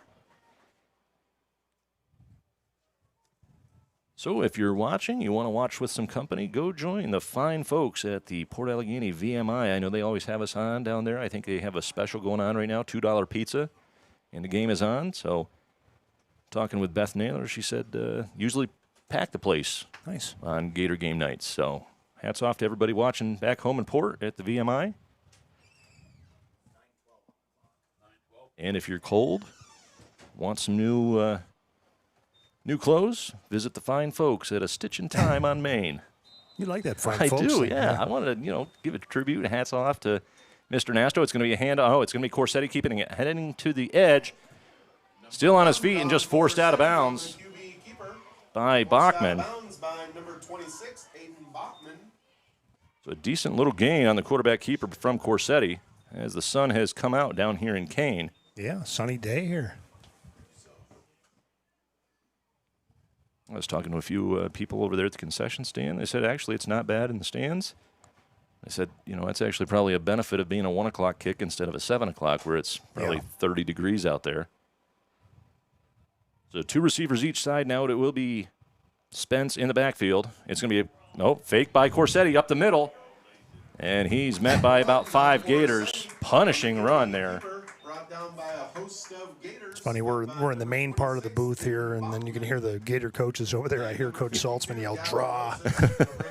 He wasn't fooled, and, the Gators did a good job of sniffing that out. So a short gain will bring up 3rd and 7. 4 down territory, as we always say, so. For sure, yeah. Joey Spence will be to the left of Corsetti. We'll have Anger and Henry near us. Or Rankin. It's going to be a pass by Corsetti across the middle. Oh, it is nearly tipped and taken away. Bachman, Bliss, and Hover all in the area. Yeah. So a little bit of miscommunication there from Corsetti and his receiver. So to bring up a 4th and 7 from the 13. I was watching Post Await. He's matched up with Fulton, like we said, kind of a contrast of styles, waiting to see if Post Await can shoot around that end and put a little pressure on Corsetti. So he's got Joey Spence to his right, so it's kind of setting up good here. And we'll have Henry on the high side, joined with Reed, Rankin, and Anger, the 2 receivers near us. And it'll be a pass by Corsetti. He's going to have some pressure, kicks it out here to Spence. And he gets down. I don't know. That's going to be very close. We'll see where they rule him. He's inside the 10. And he is going to be short. It's going to be a turnover on downs. The Gator defense stops him. Yeah, great job by Wilfong to make the open field tackle there. Makes it look easy. It's not easy. Right. And he has done that all year and all last year. An incredible open field tackler. You're going to miss him on defense next year for sure. Yeah, he started from week 1 his freshman year. I can remember him having a pick 6 against Central Clarion at home. So the Gators will have the ball at their own 8-yard line. And it's going to be a handoff to Vayu, and it goes nowhere. Looks like big number 75, Everett Fulton, on the stop. Yeah, big penetration there from the Panthers. So they will have him as a loss of 1, so knock him back to the 7. 2nd and 11. 7:22 on the clock here in the Wolves' Den.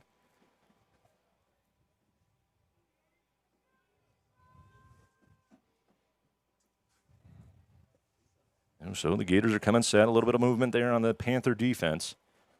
Bliss going to be the lone setback. And it's going to be a fake. It's going to be a pass by Philhart. He's going to have to move up in the pocket, avoid pressure, and just dumps it off. Number 3, Brendan Philhart. Pass falls And he clearly threw it. Yeah, I don't know what was going on there on the far side. And that was definitely, he threw it and it clearly hit the dirt, but. Okay, they got it. So a 3rd and long now. Gators in the shadow of their own goalpost. Pressure for the Panthers. Yeah, not a place, I mean, you don't really want to punt from here. No, we got to get something. But 3rd and 11 is a tough spot to convert. Well, you know, we've said it a few times here today and just watching that the pass is open. Phil Hart hasn't had a ton of time to stand back there and really set the feet and cut it loose. Remember that play we said to put a star by? This might be, you know, you send Funk deep, send Wilfong on an out. Yeah, this might be the time. It'll be Phil Hart under center, blitz coming. He kind of runs in, ball's on the ground. He'll pick it up. That is going to be a safety recovered by Braden Babcock. See who came up with it. I think that's going to be, yeah, that's a safety. Boy, just trouble from the start as the snap gets to Phil Hart. He runs into Bliss. Ball hits the turf and kind of gets batted around. So 35-15 now. Yep. Keystone gets the ball. Good job there from the Panther defense. I mean, they were all over the Gators. Really nothing going on that drive.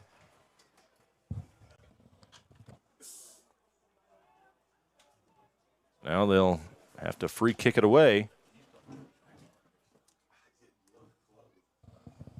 You know, and the Panthers really moved the ball very well in that opening drive of the second half and then just kind of stalled out. Yeah.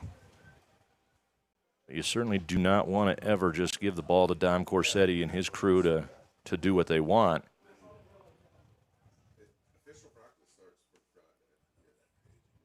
We'll see. They're going to kick it. They got Henry and Corsetti back very deep.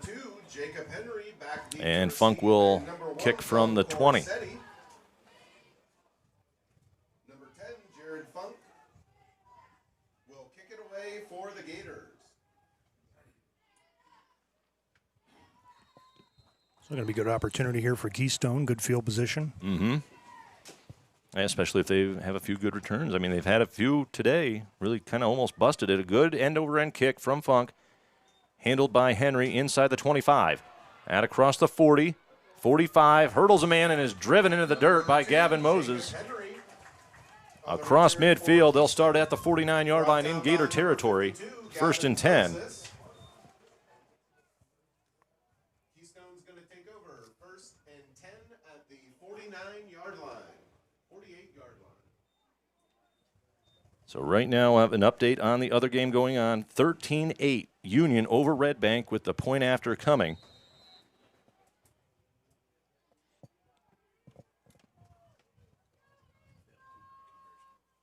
And this one is going to be a keeper by Corsetti right up the middle, and he is taken down a gain of 2. The 2-point conversion in the other game is no good, so it'll be 13-8. Union on top of Red Bank. Postal weight on the takedown on that last play for the Gators. 6.5 to go here in the third. 2nd and 8. Yeah, not that we're looking ahead to next week, but usually you kind of have a feeling for I'd rather face this team than that team. Yep. I don't know who I'd want to face. Right. You know, and I think the benefit is that we've faced both those teams already this year. So Corsetti, the lone man in the backfield, a little bit of motion here from Henry. He's going to pass, roll to his left, looking for something, dumps it over the middle. It is complete to Rankin, and he's taken down by Capel inside the 30-yard line. So a 1st down for Keystone. You know, when the Gators do get a little bit of pressure, I mean, Corsetti's just so elusive. He's able to move, and really it doesn't give the Gators a lot of opportunity. Yeah, and I saw that postal weight, it seems like they're kind of moving him around. I don't know if they have him on the, I don't know if, you know, if there's a rhyme or reason for what, but he's on the far side of the field now. Mm-hmm. So now a little bit of motion here. It is going to be a fake. Another Corsetti run up the middle. And he is taken down. Looks like Bliss and Bachman in on that. So he'll get up to about the 21. So Carlson comes in. Somebody's heading off. Is that Young? Or no, looks like Garen Wright. Garen Wright.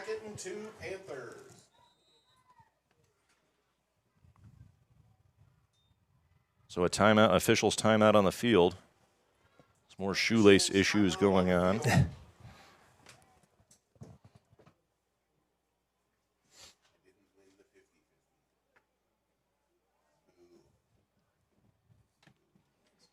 sun peeking out, really making a beautiful day down here in Kane.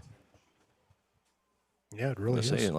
It is close to a packed house here on the port side. Well, I'll say home side. Right. And we do obviously have some Keystone fans, I think, sitting over here. Yeah. Making their second trip up to Kane in 2 weeks. So Corsetti looking to pass. Will dump it out to Henry. He picks up the first down and is taken down at about the 15-yard line. So 1st and 10 facing the Panthers again.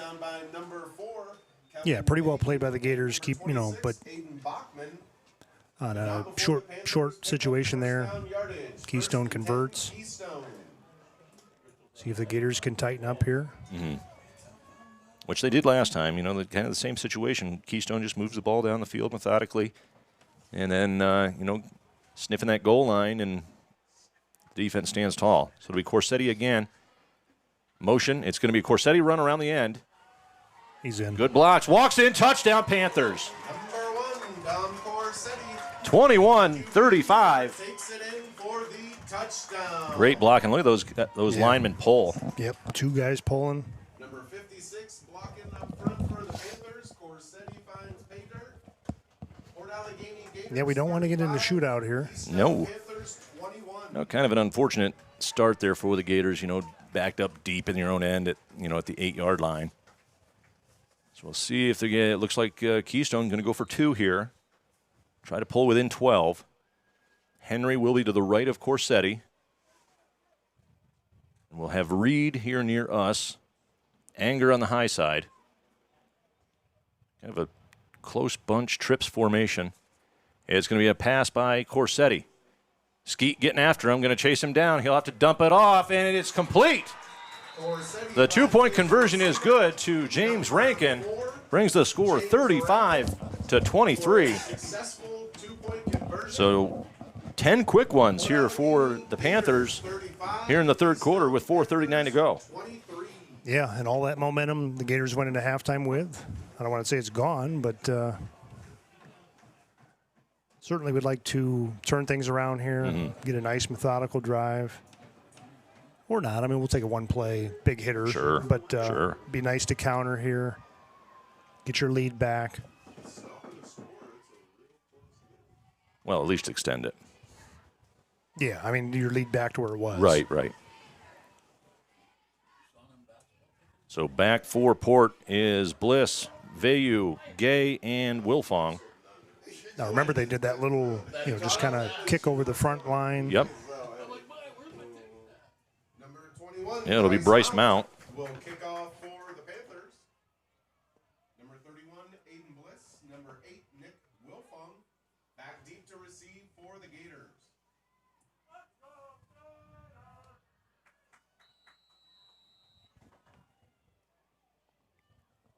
A little short one. It's going to be recovered by Moses, and he is laid out by James Rankin hard. Number 52. And Gavin Moses is on the turf. For the Gators. Here it is. Brought down by number 4, James Rankin. What a hit. Gosh. What a great job by Gavin to go up and get it.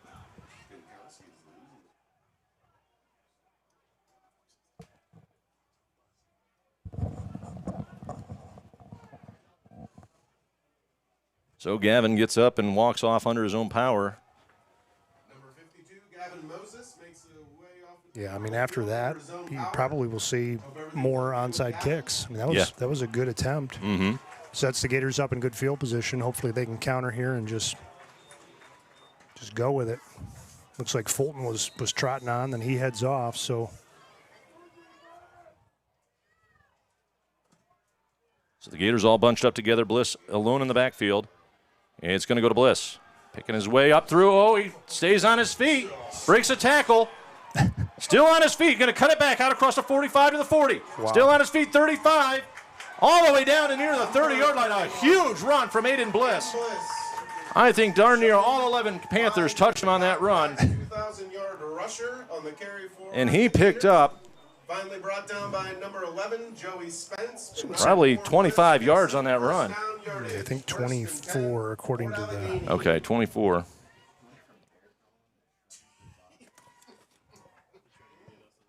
So it'll be 1st and 10 for Port Allegany from the 31-yard line of Keystone.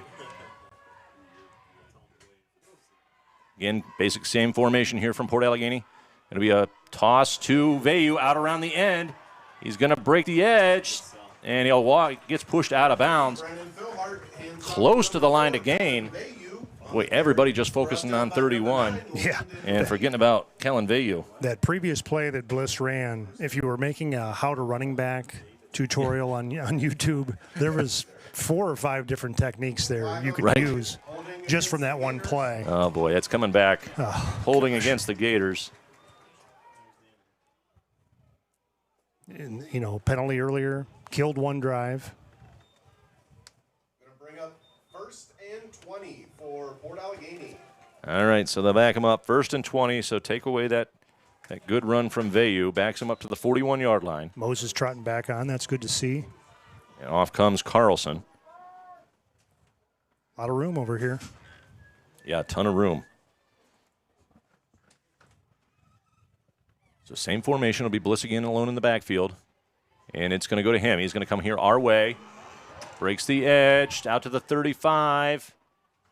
Number 31, Aiden Bliss on the carry. I'd like to see him just go out of bounds there. Yeah. But One, Dom Corsetti. Number 2, Jacob Henry.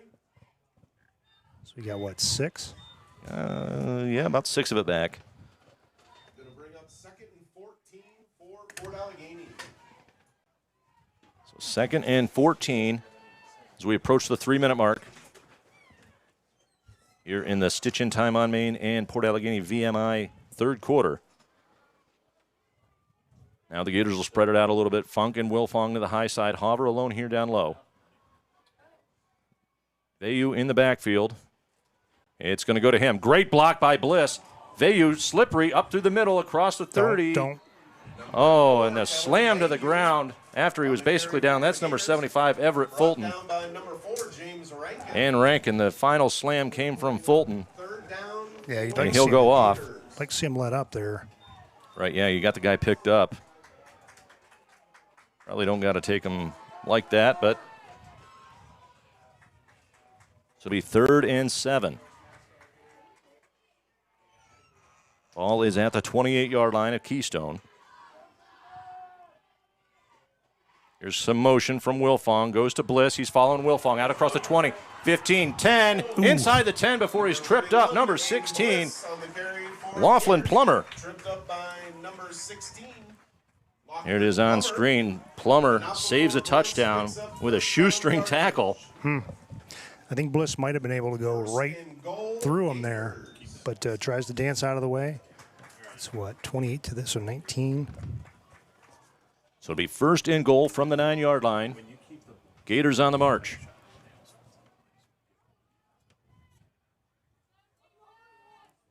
So Bliss will be alone in the backfield. Phil Hart again under center. It is going to be handoff to Bliss. Picks his way up through, dancing inside the 5, still on his feet. Walks in, touchdown Gators! Number 31. And the Gators answer right back. 41-23. Touchdown. Yeah, so if there were any plays missing from that how to running back tutorial, there's a couple more. Right. I had those done. 2 plays. So what do you have him at here, Kerry? That's 5 touchdowns. 5 touchdowns, 252 yards. Not a bad day. Not a bad day at all. He is about 49 away. No, that's not right. We got to get you back. You got to get Mr. a calculator. Savinsky's. That's not even close. I meant 80. So 79. So he needs 70 to beat it. It'll be a pass by Bliss. It's batted away and is picked off in the end zone by Jacob Henry. What is it? Number 2, Jacob I don't even need to read it, but no, okay. I saw a message from Mr. Savinsky. I thought he was going to critique your math. So if he's at 252, there's a lot to critique. he needs 70. Panthers 23. He actually needs 69, says my calculator. To tie. To tie. 70 to go. To Yeah. surpass it.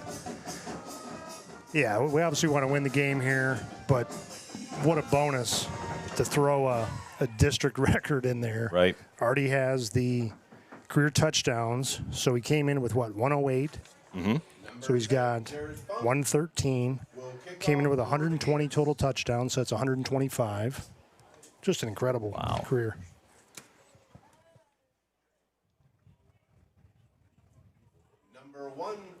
So while we have a little bit of time, I'd like to thank the Port Allegany School Board, our Superintendent Paula Newell, High School Principal Mark Budd, and our Athletic Director Aaron Clark for allowing us to come down and do these games, travel all year.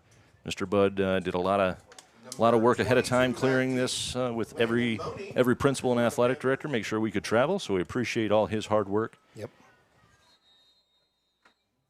So back for the Panthers is number 22, Landon Money and Dom Corsetti. A little squib kick. Go get it. It'll be picked up there by Money at the 22, or at the 18. He's going to head to the far side and wrapped up by Skeet, Wilfong Capel. Look, there's a couple other numbers in there. About 4 Gators. So they will start 1st and 10 at the 25-yard line with 1:24 to go here in the third quarter. I'm just impressed by the public address announcer nailing the pronunciation of postal weight. That's not an easy. It is not. You know, usually the one when we travel, everybody asks us is for Kellen. Yeah. You know. Valou. Valou, you know, and I always tell him, you know, Bob Vayu always told me when people asked him how you pronounce it, and he said, oh, just like it's spelled. So I thought maybe he'd say, I don't know. Yeah. So a 5-receiver set here for Corsetti. He's back to pass, gets it to Henry. Bachman right there, and wrestles him down, a gain of about 2. Good coverage there by Aiden Bachman. Yeah, great job. That's a tough 2 yards to get there. Yeah. Maybe 3. Maybe 3. They're going to mark him at 3, so 2nd and 7. Ball is at the 28.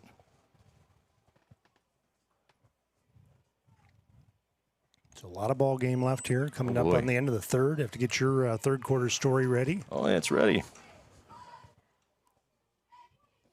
So 5-receiver set, Corsetti alone. There's going to be a little bit of motion here.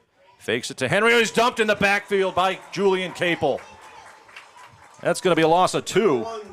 Yeah, watch Capel just shoot the gap here. Comes inside of Moses. Pulling guard can't get there in time. Great job there from Julian Capel, leading tackler. All right, Red Bank on top of Union AC Valley now, 14-13. So kind of a slugfest going on down there. Yeah. And about 14 seconds to go. Corsetti heading towards the sideline. I don't know if they're going to try getting another one off or not. He wants you to get to your story, I think. And that looks like that'll do it for the third quarter. So for my third quarter story, we head back to the 2024 semifinals last year against Keystone. On the Gators' first possession of the game, they marched 81 yards on 7 plays. Aiden Bliss opened the scoring with a 29-yard touchdown run to put the Gators on top. Keystone would answer right back on their first possession, moving 67 yards on 7 plays that saw Don Corsetti score on a 5-yard touchdown run. A failed 2-point conversion put the score at 7-6. Port moved 80 yards on 10 plays on the next drive and another Bliss touchdown, this time from 4 yards out to put the Gators up 14-6. Don Corsetti would hit Drew Keth on a 47-yard pass and then would later scamper for a 4-yard touchdown run, add the 2-point conversion, and it was tied up at 14. And a back-and-forth first quarter that seemed like whoever would get the first stop would win the game. Bliss would score his 3rd touchdown on the first play of the second quarter. The Gator defense stopped the Panthers on the ensuing drive on 4th down, and 2 plays later, Kellen Vayu raced 49 yards to give the Gators a 2-score lead. That's when the wheels fell off for Keystone. Their next 3 possessions were all turnovers. 2 picks, one by Capel, one by Funk, and Kellen Vayu forced and recovered a fumble. All 3 turnovers turned into Port Allegany scores, putting the game out of reach at 50-14. The Gators would add another late score, the final 57-14, and put the Gators in the District 9 championship game. In that game, Port Allegany ran the ball 44 times for 435 yards and 8 TDs. Wow. Bliss had 28 carries for 287, 4 touchdowns. Dom Corsetti was 14 for 27, 186 yards. He also carried the ball 12 times for 39 yards and both Panther scores. So the not-so-way-back machine just going back to last year. Yeah. So here to start the fourth quarter, sponsored by E&M Engineers and Moose Lodge, number 460 in Port Allegany.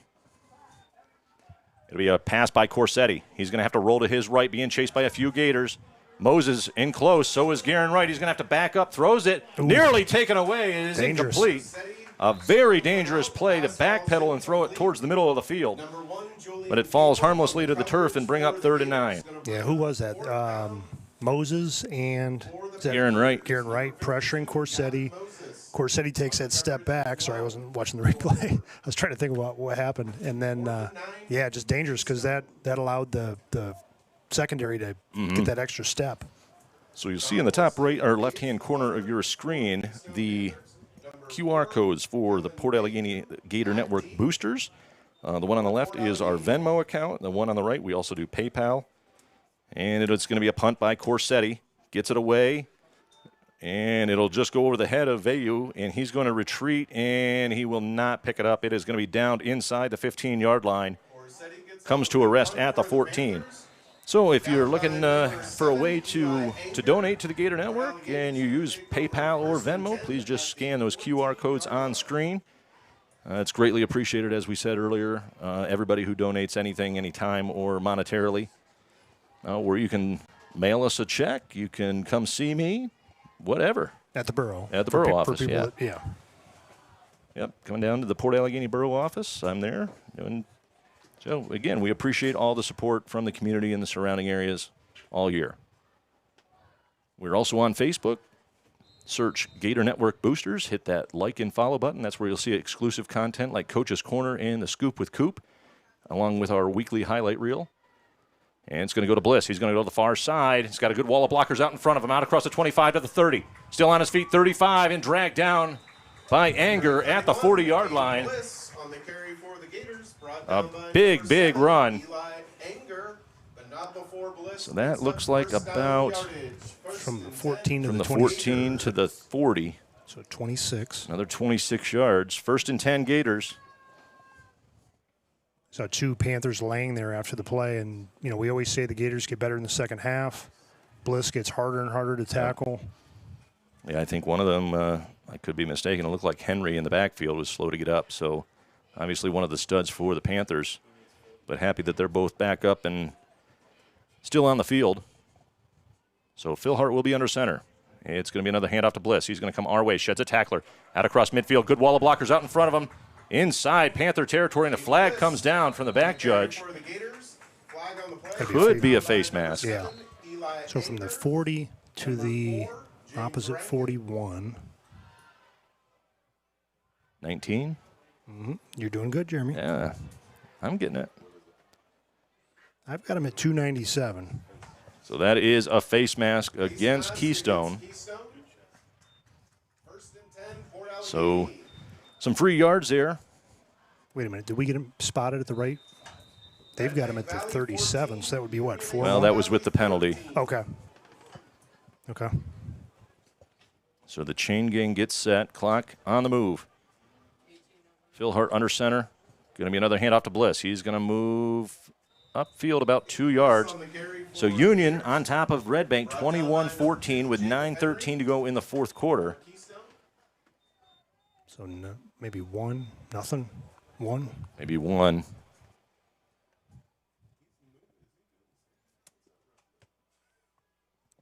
So if he were able to break it here, that would be it. We'd have to confirm that with Brian and Lori. Yeah, if he could score from here.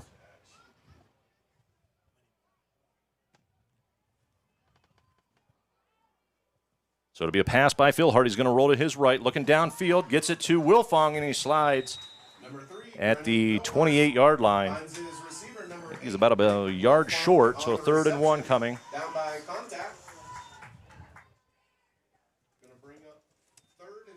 I've got him at 298, and he's got to get 322. So I see. 24. See some movement at the end of the box with Josh McNeil talking to Lori Chase. So obviously they know he's close. And it's going to be a handoff to Bliss. He's coming our way and gets forced out of bounds near the 20-yard line at the 20. Forced out of bounds by number 10, James Sprague. So gain of 8. So to first down. 8. Yep. First down yardage is going to be 1st and 10, Port Allegany. So we've got him unofficially at 306. Doesn't even look tired. No. little bit of motion here from Wilfong. And it's going to be another handoff to Bliss. He's going to go to the far side. He's going to break it to the edge, to the 10, to the 5, and he's tripped up near the goal line, down to about the 1 yard line. So that had him at the 20. We have a Panther down. So how far did they get there? They were at the 20. They're down to the 1. Down to the 1? 2. 2. So another 18. That should do it. I mean, that's 324, right? Well, we're waiting. We're waiting for confirmation. Unless Lori's got a different number down there.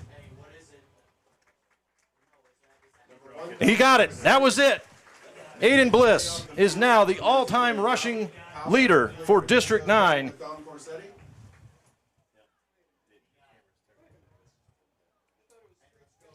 He's at 323. He needed 322 to break it. So we were off by a yard carry. That's pretty darn good. Yeah.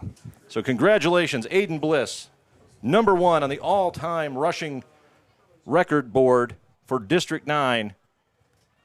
It'd be nice to give him that football and say, hey, Yeah. let's get that out of, put that in your Trophy case. yeah. So the Gators knocking on the door here, first and goal. I formation. And it's going to be a quarterback keeper by Phil Hart. He is drugged down in the backfield by Jacob Henry. Big loss. Backs him up to about the 8 or 7 yard line. So a loss of 5.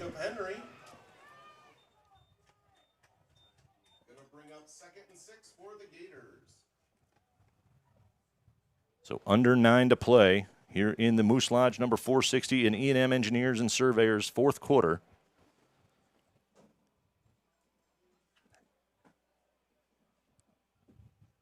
So now it'll be Bliss, the lone setback behind Phil Hart. It's going to be a handoff to Bliss. He's going to go to the far side, sheds a tackler. He gets it, touchdown Gators!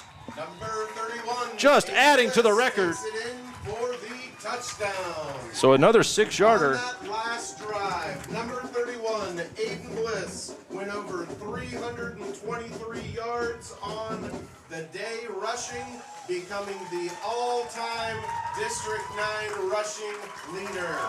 Number 31, Aiden Bliss.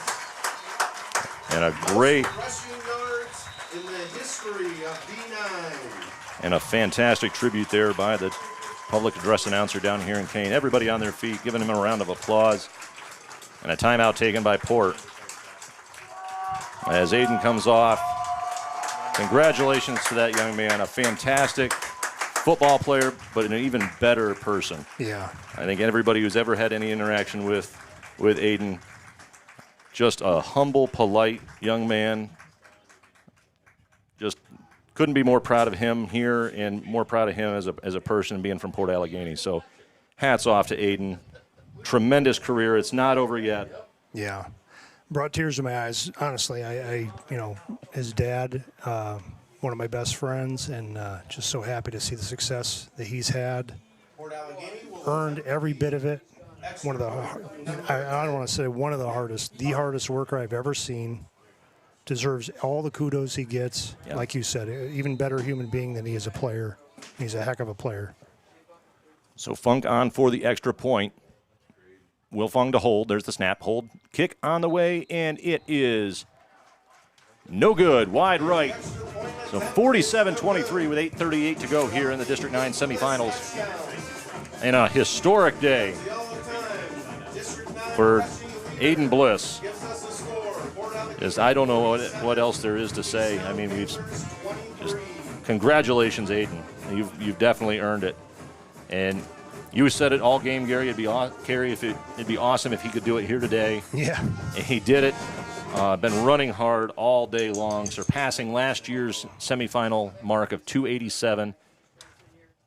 Yeah, to think, man, if he could just get 320 some yards and break, with 6:38 left in the game, there's not many players that you would think that's even possible. Yep. And we really did think it was possible. Oh, yeah, yeah.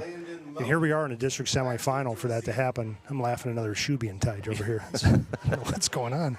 But, yeah, just incredible to look at these numbers. So Nick Stewart had the record with 94 touchdowns, Aiden Bliss with 114 and counting, and then Nick Stewart had 7,324, and Bliss just surpassed that. So absolutely amazing. There's the Gator Rumble kind of looking like we have an earthquake going on there on screen. So Funk to kick, and it is a nice deep kick.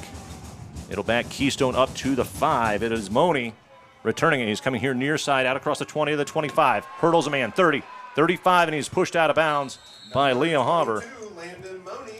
So a good return there from Money puts the Panthers in very good field position to start another drive with 8:30 to go in the game. Keystone going to take over 1st and 10 at the 40-yard line. Yeah, Kerry, like if you wanted anybody, to have a 300-yard rushing game, that alone is an incredible feat. Yeah. And then just be like, oh, yeah, he can get that. That's no problem today.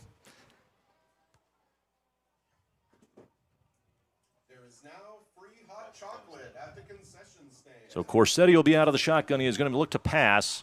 Got all kinds of time. Heaves it down the middle, and it's picked off by Bliss. Out across the 50. He's cutting it back, and he'll just knee it down at the 46-yard line. So Aiden Bliss adding to his accolades today. And that was not a smart move by Corsetti, forcing it into triple coverage. And good move there by Aiden Bliss just to knee it and not try to take on Jacob Henry.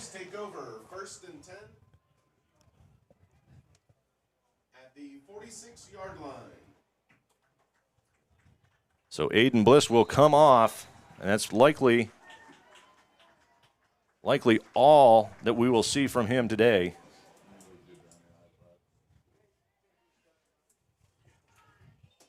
As the Gators hold a 24-point lead with 8 to go. I'd like to thank our Gator Network crew here, too, today. Our 2 cameramen standing outside down on field is Dave Bartlett, Daniel Morey. Running the double-barrel cameras up here. It's going to be Vayu on the run. He's going to be drugged down in the backfield by Jacob Henry. A flag comes in way late and actually hits Everett Fulton in the back. He's looking down like, where did that come from? So, again, Daniel and Dave out braving the cold, running the camera. Jason Okerlund right here, basically running the broadcast, switching cameras. And it's going to be a face mask against Keystone. And then, obviously, Kerry, appreciate all you bring to the table here and helping me kind of get my stories around. I always ask you, what story are we going to do this week? And, you have access to the Lori Chase files. You've been around Gator football for better part of 30 years, so you remember these games and, this one would be cool. And so I appreciate the input that you give. And it's been a fun year, and by the looks of it, it's not over yet.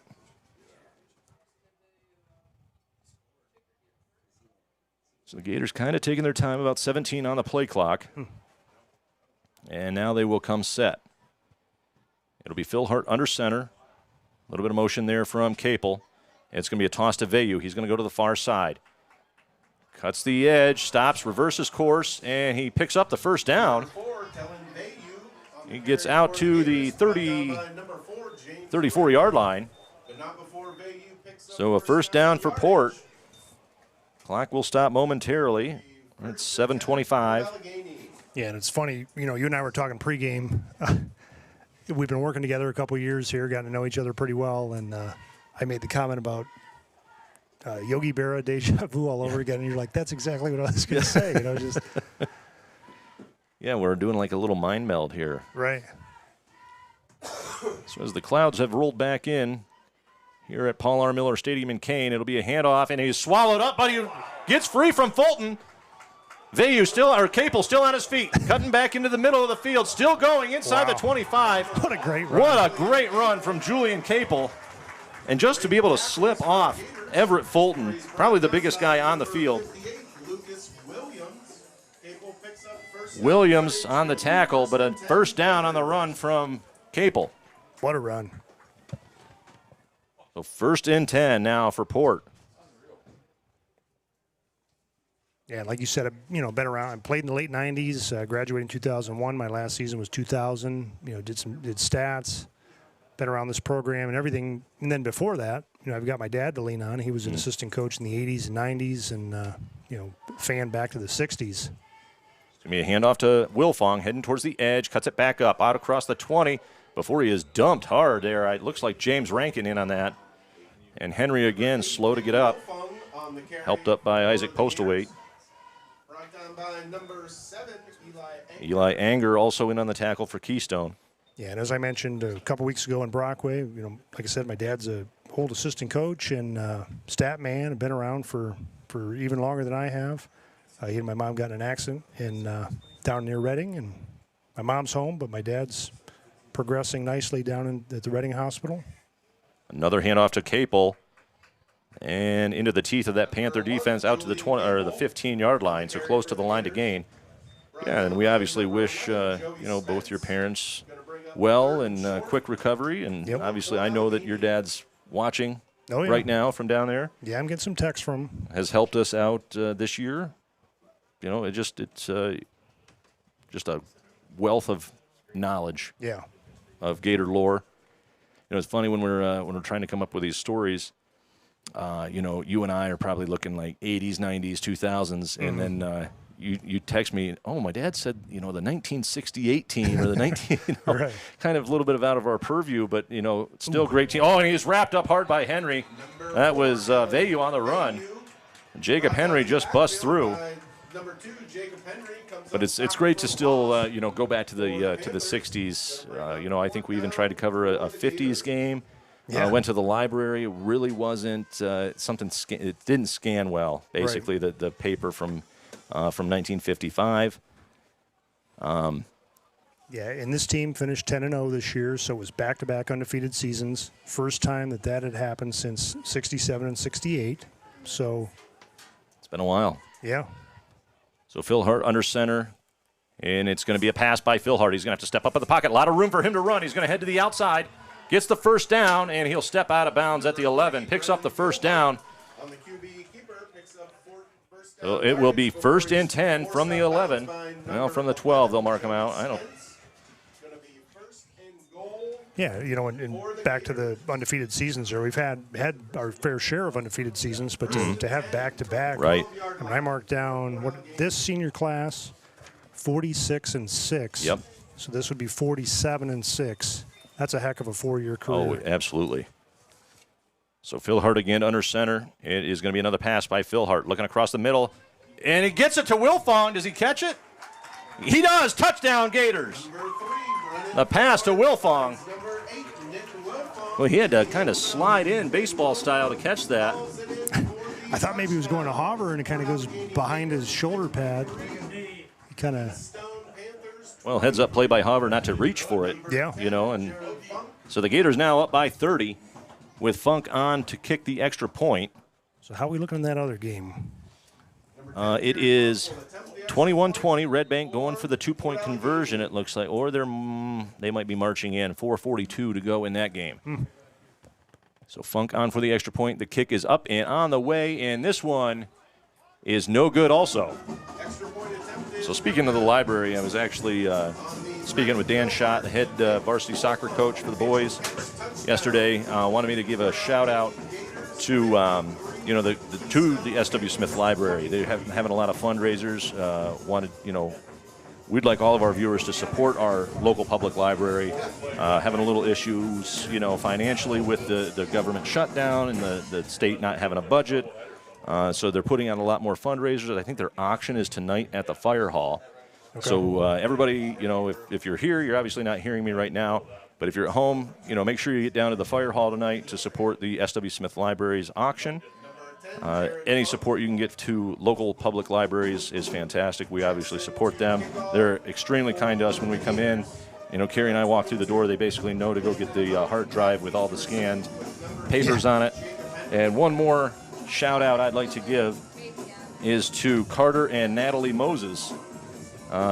We've gone international again, Carrie, and they are in Santorini, Greece on their honeymoon. So that tip of the cap there to Ella Moses, who's actually up here in the booth. She's probably going to do some on-field post-game interviews for us. Wanted us to shout out Carter. I think he's staying up until like 8, 9 o'clock Greece time to watch this. So hope you're enjoying your time over in Greece on your honeymoon. So a little squib kick will be picked up, bobbled, but it is picked up by Henry. He's out across the 30, still running to the 40, and he's tripped up by Isaac Postlewaite. So another good return from Keystone. Yeah.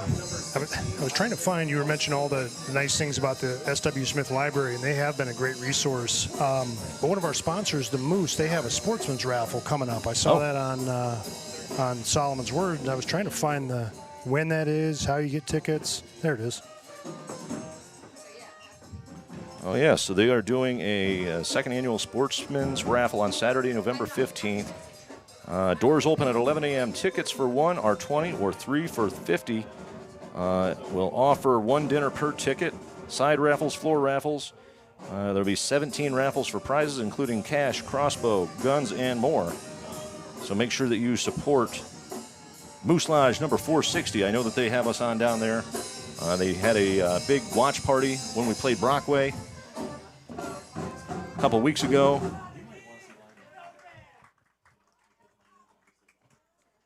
So it still is 21-20. It looks like Red Bank is threatening to punch it in. How much time left? 4:11. And he does not. He stopped him. We're watching it on Jason's phone here while we're also waiting for the Gators to so is that fourth get and back. Goal? 4th and goal, right? It might be. We don't want anybody to leave our broadcast, but right. We do have a break here. If you're going to leave for a second, go. Right. Yeah, we'll give a shout out to one of our, I don't want to say competitors, but fellow stream teams. Explore Sports is hosting that game, and it looks like it's going to be. This is a 4th and goal here for Red Bank. If you want to stay here, I'll do the play-by-play. It's Gould or Wagner's going to be out of the shotgun from the 1. He's going to roll to his right, looking to pass. He's going to have to throw it all the way back across field, wide open. Touchdown, Red Bank. So that's going to be 27-21 with 3:23 to go in the other semifinal matchup down in Brookville. So it's an injury pause here over on the Keystone sideline. I didn't see who it was, but if it was Henry. I was going to say he's been slow to get up. He's just taken a beating.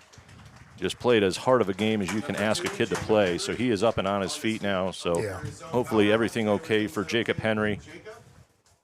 I mean, Keystone obviously going to come out on the short end of this with 4 minutes to go, down 30. They can't break the curse. This will be 5 straight playoff losses for Keystone. But what a tremendous team, and a team, really are. And really a team that I'm not looking forward to playing next year. Don Corsetti coming back for his senior year. Mm-hmm. He's going to have a lot of weapons around him. This is a team not to take lightly, folks. I know that the score shows 53-23, but this is by far their biggest loss of the year, and just tremendous talent everywhere. And they just keep playing. A lot of heart on this Keystone team. And the tip of the hat there to Todd Smith, their head coach, and his entire staff for preparing this team.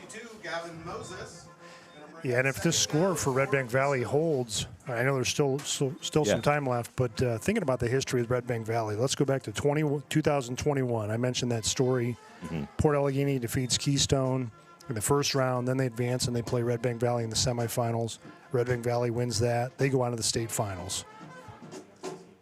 And it's going to be a handoff and wrapped up in the backfield by Skeet. That was great Joey Spence. So a loss of 5. So that was 21. 22, Red Bank Valley loses in the semifinals to Brockway, kind of an upset. Port Allegany defeats Brockway for the district final. 23, Red Bank Valley defeats Port Allegany for the district final. 24, Port Allegany defeats Red Bank Valley for the district final. Potentially 2025. Yeah. Like you said, Yogi Berra, deja vu all over again. So we have some subs in now on both teams. This is going to be a handoff to Henry. Glad to see him back, and he is taken down for a gain of 3. And a gain of 2, so it'll bring up a 4th and 8. We got some new faces in there. Let's see if we can get them all. I see Brody O'Rourke, Pat McMahon, Adrian Pennick, Ian Crum, Bryce Fezenden, Archer Trim, I think Lane Gay here in the back end. I can find somebody else. I don't want to miss anybody here. Vayu on the far side. I think Funk's still hanging out there in the middle. So motion from Henry. It's going to be a pass. Looking downfield, a good ball thrown wide open, almost taken away by Jared Funk. Number 18, And, hey, get this. You know who the new quarterback is? Jared Funk Ethan Corsetti. on the cover. Oh, boy. Yeah. For Allegany Gators. Yeah, I think Ethan is a freshman, so probably won't see him much next year. I'm going to guess brother, but potentially cousin. Yeah. But yet another Corsetti coming up for Keystone. It's funny because, Braylon Wagner for Red Bank Valley, I think his older brother, Yeah. quarterback. I know there's more. I'm trying to think, but it's funny when you do some of these stories from not too long ago. You'll hear a name. Yeah, that, kind of. Same last name. And it'll be a knee down. So about 2 minutes to go, and the Gators in victory formation.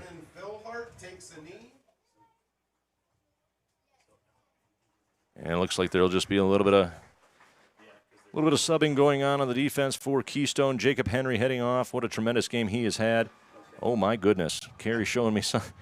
For all of you watching this broadcast and not following Penn State on top of Indiana, 24-20 with 2:14 to go in the game. Talk about an upset. Yeah. Aaron Austin just texted me that, and I thought, what? Yeah. It was 17-7 at half. So another kneel down Once again, in the victory from Phil Hart. formation, takes a knee for the Gators. Oh, yeah, he sent it to me, too. All kinds of good football going on this Saturday. How's the Red Bank Valley, Union AC Valley game? We've got, 2.5? Yeah. Can we just move that over Oh, here? boy, it looks like something just happened. Red Bank is cheering. They pick it off? I don't know.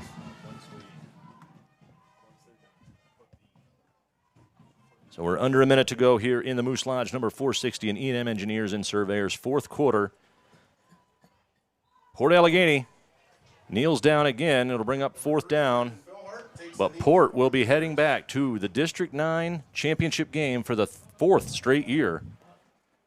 And it looks like probably to play the Red Bank Valley Bulldogs again. It must have been a turnover because Union had the ball. Yeah. So the final score here in Kane, Port Allegany 53, Keystone 23. 5 straight years, Carrie. That is a tough thing to accomplish. And then you'll see on screen here all of our donors. Appreciate each and every one of you for your support this year. And congratulations to the Keystone Panthers on a tremendous year, getting it all the way back here to the semifinals. Just running into that buzzsaw that is the Port Allegany Gators. And, Gators really shaking off the rust. I would say there probably wasn't any rust after that 2-week break. A historic day. Aiden Bliss sets the all-time district record for rushing yards in a career. Big win. Heading down to play, I'm going to say Red Bank. They have the ball, 2:20 to go in their game. Yeah, looking that way. So hang tight. I think we're going to have an on-field interview with our own Ella Moses. Some of my notes here going back through. Port Allegany won the district in 2011, 2012, 2022, 2024, and I just put a question mark. I was thinking about that. I think it's Oklahoma. In their gym, they have all their national champions, and then they have a comma for the next one. And I really like that attitude that, okay, there's going to be a next one. We just don't know when it's going to be. Right. But just a remarkable era for Gator football. Opportunity next week to have potentially your 5th district title in 15 years. That's just tremendous. What a senior class, but not just the seniors. I mean, there's contributors all over the place from all classes, from freshmen all the way on up, and just a great team. Tons of fun to watch.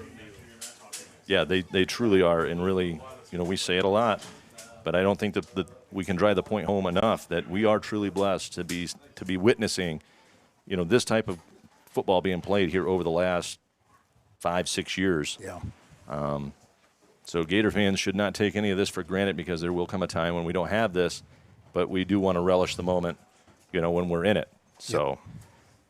So I see Ella heading over with Dave. They're going to do an on-field interview. Hang tight. We don't want you to miss that. But for For us up here in the booth, that's going to be it for Dave Bartlett and Daniel Morey, Jeremy Bernard, Ella Moses, Jason Okerlund. I'm Jeremy Morey. He's Kerry Hauber. Thank you, everybody, and have a great night. Good night.